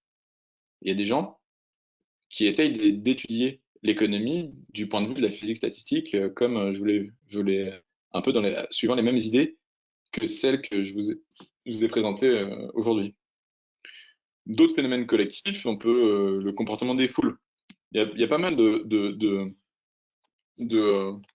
de phénomènes émergents collectifs qui apparaissent dans les foules. Par exemple, les applaudissements synchronisés en concert. Je ne sais pas si vous avez tous, bon pas trop en ce moment, mais vous avez tous été témoins de ce genre de phénomène où les gens qui applaudissent de manière en respectant simplement leur, euh, leur propre, leur propre rythme, finalement se synchronisent en entendant les autres. Donc les interactions ici, c'est le fait que les gens s'entendent et il y a une sorte de phénomène émergent, global, qui apparaît, qui est que tout le monde applaudit de manière synchronisée. Bon, il y a évidemment des choses très intéressantes, ça a des applications, enfin, ça a des implications importantes sur tout ce qui est évacuation d'urgence d'un bâtiment. On ne peut pas du tout penser à un bâtiment qui va potentiellement devoir être évacué d'urgence. On ne peut pas du tout penser que c'est la même chose d'évacuer une personne que d'en évacuer 10 000. Et il y a vraiment, et c'est en pratique, c'est complètement différent. Et si on n'y pense pas et si on pense pas au fait que c'est vraiment différent, on peut avoir des gros problèmes de design. Ça peut causer des accidents graves. Et puis il y a des choses qui sont un peu moins tristes, comme la sagesse de la foule, quoi. Si on demande dans un festival, les gens chantent beaucoup mieux tous ensemble que chacun pris individuellement. Pourquoi? Bah, parce qu'il y a une sorte de phénomène émergent qui est que la moyenne des gens, finalement, bah, ça donne quelque chose d'assez mélodieux. Ça marche beaucoup moins en confinement, ça. Et, hum, et puis, des choses assez, finalement, assez complexes, hein. Il y a des exemples de jeux collectifs contre Kasparov où les gens aux échecs donc, avaient l'opportunité de voter pour un coup, le coup suivant contre Kasparov, et c'était la moyenne qui était faite. Il y avait un coup par jour, et ils ont joué de manière tout à fait convenable, alors que même sur cette tâche assez compliquée. Donc, euh, même sur des systèmes humains, ce genre d'études à la physique statistique, si on veut, est assez intéressante. Puis bon, là, alors la foule, là, c'était des choses un petit peu abstraites, un petit peu, mais il y a des choses beaucoup plus concrètes et surtout beaucoup plus aptes à être modélisées de la manière dont je vous ai présenté au départ, en particulier les épidémies. Les épidémies, bon, évidemment, on est en plein dedans, mais ce sont des, des phénomènes qui euh, peuvent se propager dans un réseau et qui sont évidemment sujettes à une sorte de variabilité un peu. Les probabilités euh, sont évidemment les bienvenues parce qu'on ne sait pas exactement qui est malade, qui est pas malade, donc on a une certaine probabilité que les gens soient malades. La question après, c'est est-ce que ça va se propager dans un réseau? Et un réseau, c'est quoi? C'est une structure où les gens ont des voisins et peuvent tomber malades si leur voisin est malade. Donc, vous voyez que les idées que je vous ai présentées avec le modèle d'easing apparaissent à nouveau. Et alors, pour présenter cet aspect sur quelque chose d'un peu plus réjouissant, le vaccin. Il y a un phénomène brutal qui apparaît dans les vaccins. Alors, pour le présenter rapidement, supposons que, euh, supposons que voilà, vous avez sur la gauche de la slide là, trois possibilités. Euh, Supposons que vous avez une population entière qui est saine, mais qui n'est pas immunisée. Et vous avez deux personnes qui ont le Covid au milieu. Et bien, ce qu'on peut avoir, évidemment, c'est que si personne n'est immunisé, ça peut se propager à une grande partie de la population rapidement. Et du coup, tout le monde se retrouve confiné et obligé de suivre les cours de physique pour tous à distance. Si jamais on a une petite partie de la population qui est immunisée, donc je regarde la situation B, à ce moment-là, bon, bah, une petite partie de la population qui est immunisée, bah, eux seront sauvés. Enfin, ils vont pas tomber malades, ils vont pas contracter le virus, évidemment, puisqu'ils sont immunisés. Mais bon, bah, la maladie, elle va les contourner, sinon elle va passer autour d'eux et elle va contaminer les autres. Mais en fait, ce qui est vraiment le but de la vaccination, c'est pas de sauver ces personnes-là qui sont vaccinées, c'est d'empêcher en fait la maladie de se propager. Comment? Bah, si on regarde la situation C, si on a une grande partie de gens qui sont vaccinés, la maladie, elle va pas pouvoir se propager dans le réseau. Et donc, elle va pas pouvoir atteindre des gens qui sont éventuellement loin, si on veut, dans le réseau des gens qui ont été touchés au départ. Et en fait, ce qui est très intéressant, c'est que vous voyez la, la transition entre la situation B et la situation C, elle se fait de manière très brutale, comme le montre ce qu'on appelle la percolation dans un réseau. C'est est-ce que en partant d'un endroit et en sautant de proche en proche avec une certaine probabilité, est-ce qu'on arrive de l'autre côté?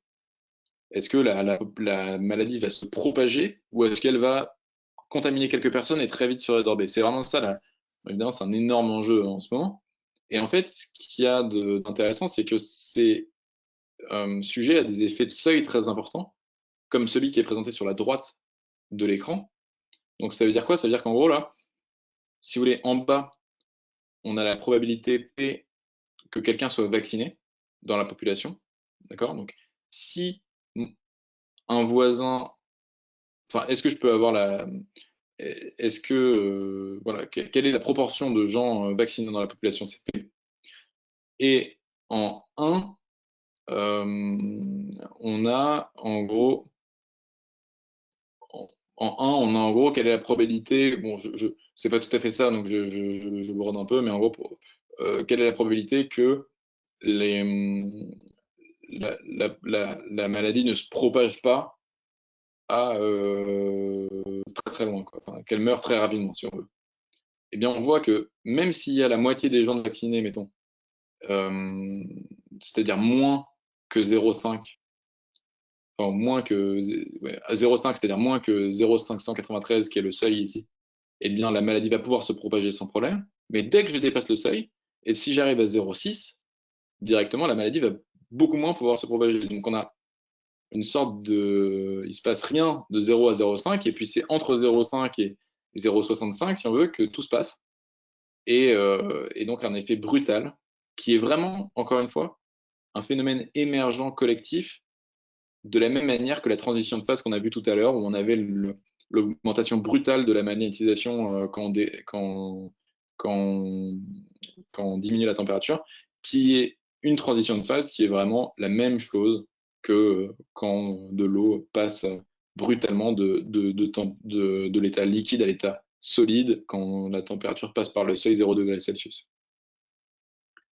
Ce sont ce même type de phénomènes brutaux, émergents, qui apparaissent et qui, évidemment, ont des effets qu'il faut avoir en tête quand on fait des politiques publiques, quoi, parce que si on n'a pas en tête cet effet de seuil et qu'on se dit, bon, bah, 0,65, 0,5, ça va être de gens vaccinés, je vais faire des économies en faisant que 0,5, bah, très bien, vous allez faire des économies, mais vous tuez complètement l'efficacité de votre politique.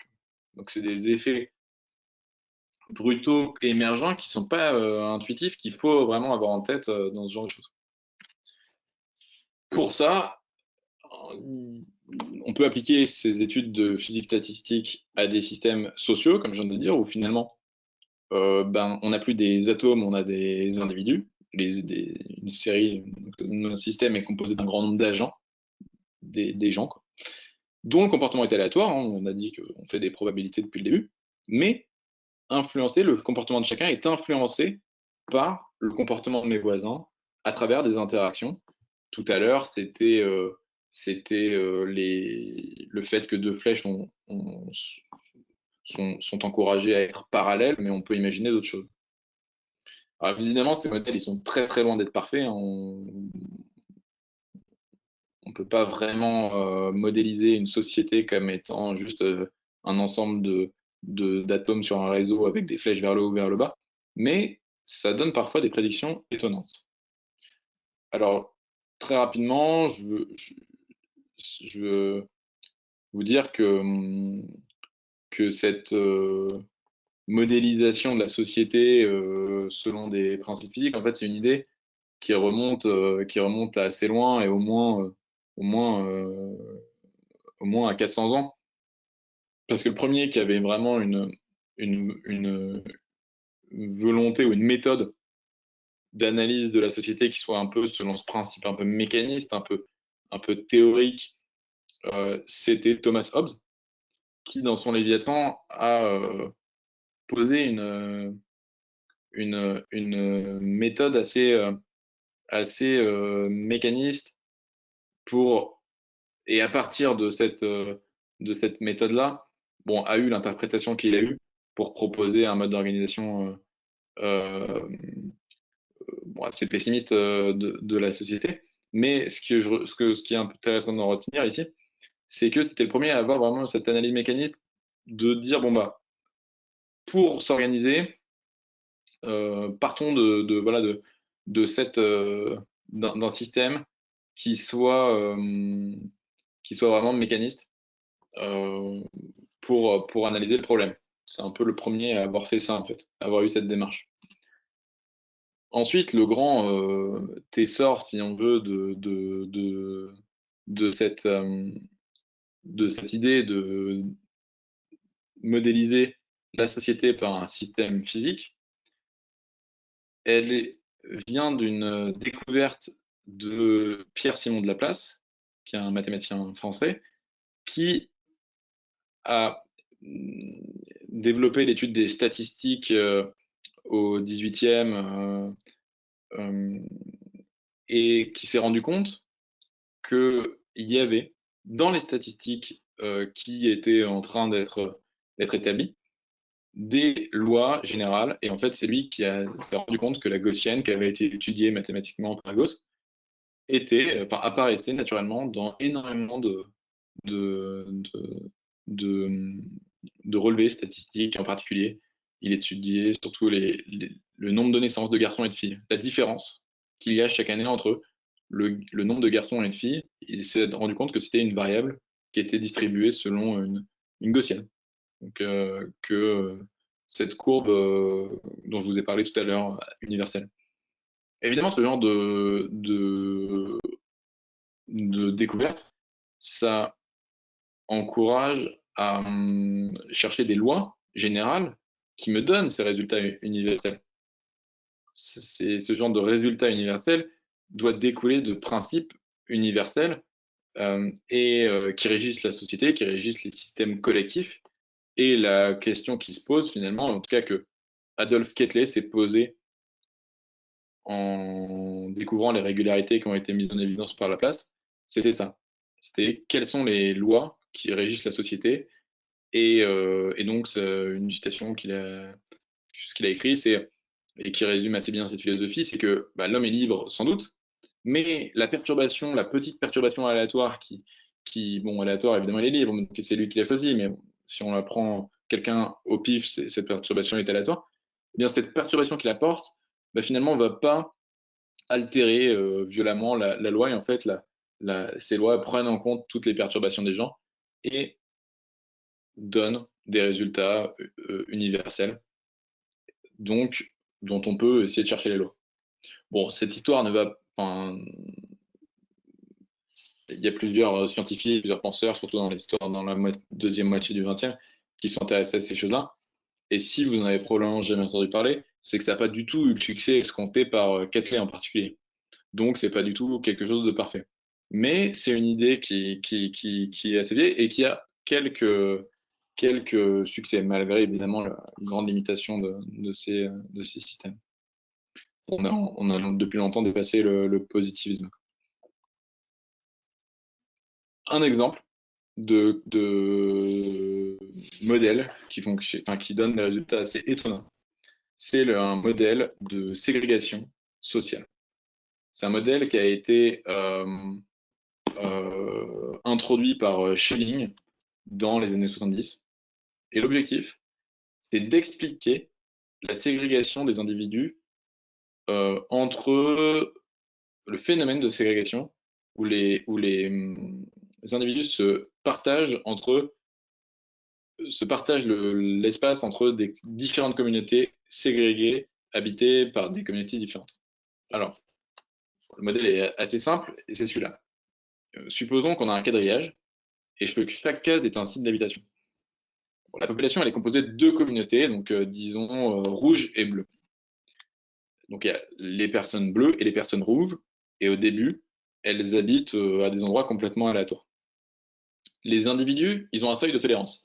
Donc si ils observent qu'autour d'eux, les voisins sont trop de l'autre communauté, si la proportion de voisins qui sont de l'autre communauté dépasse un certain seuil, ils vont chercher à déménager. D'accord? Donc si ce seuil il est à, je sais pas, 2/3 et qu'il y a 3/4 de gens qui sont bleus autour d'un rouge, le rouge va observer que son seuil est dépassé et à ce moment-là, il va souhaiter déménager. Et à chaque tour, on prend au hasard un individu qui souhaite déménager et on le déplace sur un site qui est vacant. Il y a une certaine proportion de sites vacants qui est le satisfait au hasard. Et si jamais il n'y a aucun site qui est vacant, on le déplace pas. Bon, donc on peut faire cette simulation, regarder un état, faire un grand nombre de tours avec ces règles-là pour différentes valeurs du paramètre. Donc il y a deux paramètres, hein. Il y a T, c'est le seuil de tolérance. Vous voyez que sur le tableau que je donne de résultats ici, de résultats typiques, T peut valoir différentes valeurs.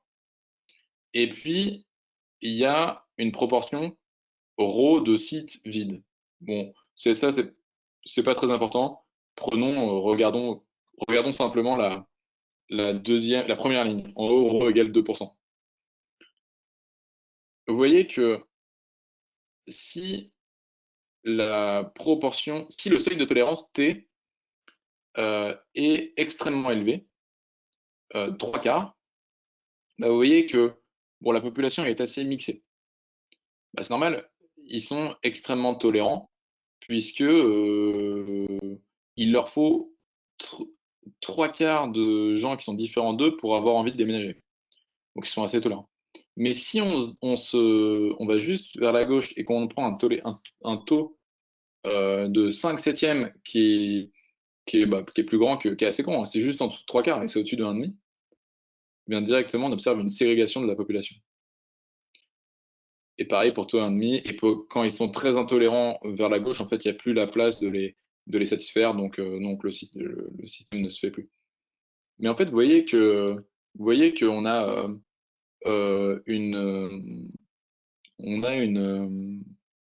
un système où en fait les gens sont très tolérants, comme par exemple t égale 5 septièmes, ils vont en général être satisfaits, sauf s'il y a vraiment beaucoup de gens qui sont différents d'eux dans leur voisinage.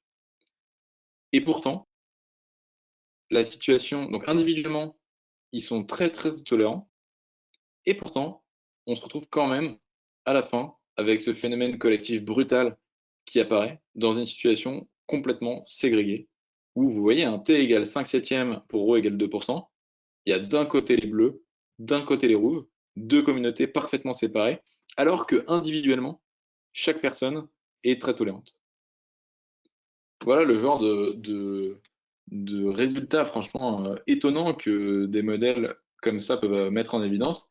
Bon, évidemment, c'est pas un modèle parfait, hein, comme je le répète, c'est un modèle très simplifié, mais qui montre que collectivement, un phénomène collectif peut être très étonnant si on considère les règles microscopiques pour chaque individu qu'on connaît, quoi. Une foule d'individus très tolérants peut, en groupe, avoir une conséquence, enfin, se comporter d'une manière qui va donner une conséquence qui est que la situation sera extrêmement ségrégée. Est-ce que vous avez N'hésitez pas si vous avez des questions là-dessus.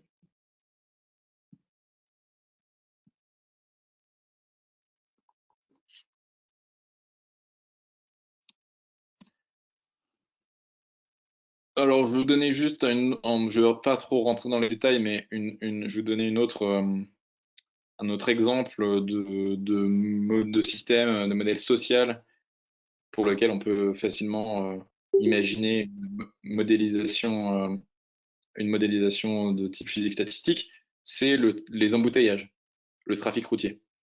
On peut facilement imaginer une modélisation de type physique statistique parce qu'un trafic routier, c'est un système qui est composé d'un grand nombre de particules. Sur une route, ça va être les voitures, dont le comportement est aléatoire. On ne sait pas trop si telle voiture va avancer vite, pas vite, machin. Bon, ce sont toutes des comportements un peu. Chaque conducteur est libre, donc bon, en gros, c'est aléatoire. On n'a pas toutes les informations. C'est dur de suivre tout le monde en même temps.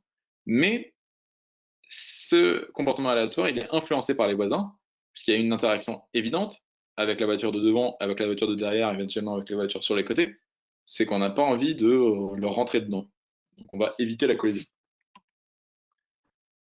Et puis dans ce système-là, ben, j'imagine que vous vous doutiez déjà de ce que j'allais vous dire. On peut observer des transitions de phase violentes d'un système fluide à un système très embouteillé.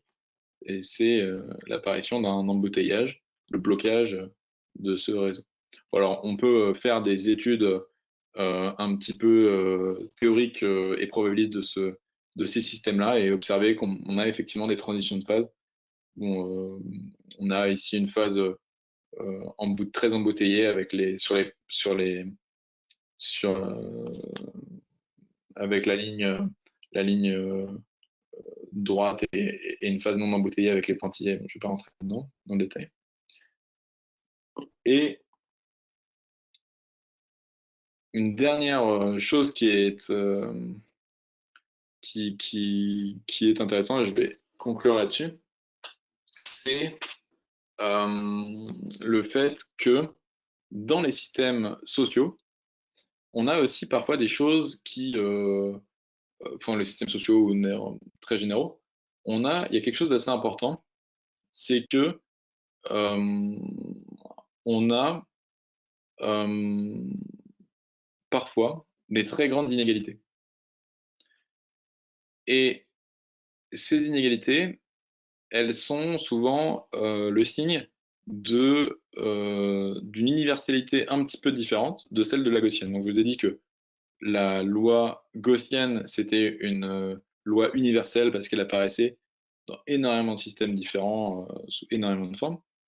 Et je vais maintenant vous parler d'une loi complètement différente, qui est une loi de puissance, qui a, est également, euh, qui a également son universalité, qui apparaît également dans un grand nombre de systèmes, et qui est très importante dans des systèmes, comme ça, des systèmes complexes, des systèmes euh, probabilistes, qui souvent montrent une grande inégalité.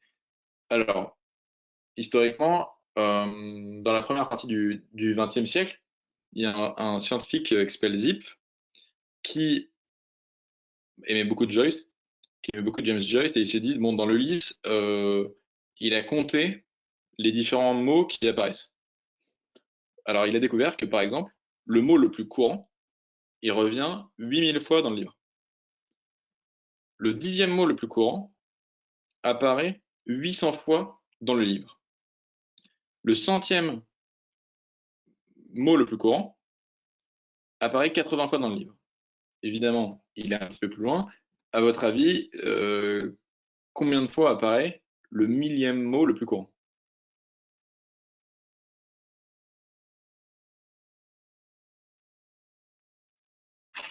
8 fois? Exactement, 1000 fois. Bravo. Alors, qu'est-ce qu'on a là? On a quelque chose qu'on appelle une loi de puissance, où vous voyez Pn. Si Pn, c'est le nombre de fois qu'apparaît la fréquence d'apparition du nème mot le plus grand, bah Pn, c'est en 1 sur n en gros. Parce que si n est multiplié par 10, pour aller du mot le plus courant, c'est-à-dire le premier au 10e, j'ai multiplié n par 10, bah en gros, Pn, c'est divisé par 10. Donc j'ai 1 sur n, puissance A, où A, c'est en gros, c'est 1. Pour aller du premier au 10e, je multiplie n par 10 et je divise Pn, la fréquence, par 10. Et en gros, en échelle log-log, en échelle où je mets logarithme en abscisse et logarithme du rang en abscisse et logarithme de la fréquence en ordonnée, vous voyez que c'est une échelle où j'ai pas 1, puis 2, puis 3, puis 4. J'ai 1, puis 10, puis 100, puis 1000. Ça, c'est une échelle logarithmique. Eh bien, ce que je veux juste vous montrer, c'est que cette chose-là, puis d'ailleurs, ce graphe est exactement fait pour la loi de Zipf observée dans l'Ulysse de James Joyce. Je veux juste vous montrer que la manière de reconnaître cette nouvelle loi dont je suis en train de vous parler, la loi de puissance, c'est que c'est une droite en échelle log-log. Cette distribution, elle est vraiment différente de la gaussienne. La gaussienne, je vous ai dit que c'était la loi universelle qui apparaît dans plein de situations.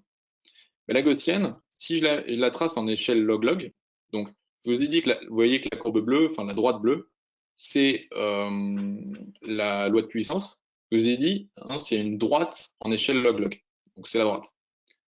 Eh bien, si jamais je m'amuse à tracer sur la même échelle log-log la distribution de probabilité de la gaussienne dont on a parlé tout à l'heure, on voit qu'elle tombe, elle est beaucoup plus petite quand x augmente, elle tombe beaucoup plus rapidement que la loi de puissance. Ça veut dire quoi? Ça veut dire que quand x devient grand, la gaussienne a une probabilité très très très très très faible. Parce que exponentielle de moins x2, on vous a déjà dit que exponentielle ça a augmenté très fort, bah, exponentielle de moins quelque chose, ça diminue très fort. Donc ça va tuer en gros une variable qui a une probabilité qui suit une loi gaussienne, a une très très très très très faible probabilité de prendre des grandes valeurs qui sont très éloignées de la moyenne. Mais c'est pas le cas de cette loi de puissance dont je suis en train de vous parler.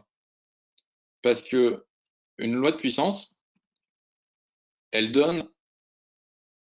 permet d'avoir des queues de distribution très, très lourdes. Elle permet d'avoir des, des situations rares comme qui vont quand même arriver avec une probabilité qui n'est pas plus petite, qui n'est pas si petite que ça, et qui en particulier, donne un résultat beaucoup plus grand que si ça avait été une gaussienne. Donc, si vous voulez, c'est vraiment une distribution qui donne lieu à des grandes inégalités, parce que on peut avoir certaines réalisations qui vont être donc des réalisations extraordinaires, qui sont beaucoup plus grandes que les autres, qui vont avoir une probabilité évidemment plus faible d'arriver que les autres, mais pas si petite que ça. Cette loi de puissance donne un poids non négligeable à des réalisations extraordinaires. C'est ça qu'il faut comprendre sur cette loi de puissance. Eh bien, cette loi de puissance, ce qui est intéressant, c'est qu'on l'observe dans énormément de situations différentes. Quand on regarde la richesse des individus, donc on fait la même chose que, que ce qu'on faisait avec les mots, on se dit, bon, bah, combien d'individus y a-t-il qui gagnent plus que, je sais pas, 10 000 euros par an, que 100 000 euros par an, que 1 million, etc. Eh bien, on trouve cette courbe-là. Je ne me demandais pas exactement quelle population ça concerne, mais c'est quelque chose d'assez universel qu'on voit dans énormément de pays. La taille des entreprises. Quelle est la taille de combien d'entreprises y a-t-il qui ont 100 employés, 1000 employés, 10 000 employés? C'est une loi de puissance. La taille des villes. Combien quelle population a la première ville, la 10e ville, la 100e ville? Ça marche comme les mots d'Ulysse, de James Joyce. Et même des choses un peu étonnantes parfois comme la puissance métabolique délivrée par les animaux en fonction de leur masse. Donc il y a dans des systèmes complexes comme cela, une sorte de nouvelle universalité qui permet des grandes inégalités. Donc, tout n'est pas régi par la gaussienne, et la loi de puissance, c'est quelque chose aussi de très important, et il y a des modèles de physique statistique qui expliquent ces choses-là, qui sont fondamentalement hors équilibre. Alors voilà pour la physique statistique et pour aujourd'hui. La semaine prochaine, ça sera à Clément, et aussi il invite Victor Chardès aussi à parler, à vous parler de biophysique, donc l'étude de la physique principalement pour des systèmes biologiques, et vous verrez que la physique statistique a son mot à dire là-dedans également. Est-ce que vous avez des questions? Et si vous n'en avez pas, je vous souhaite une bonne semaine.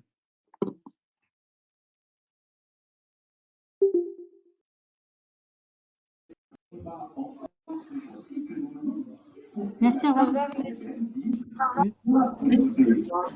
Merci, à la semaine prochaine. Merci, au revoir. Merci beaucoup, bonne soirée.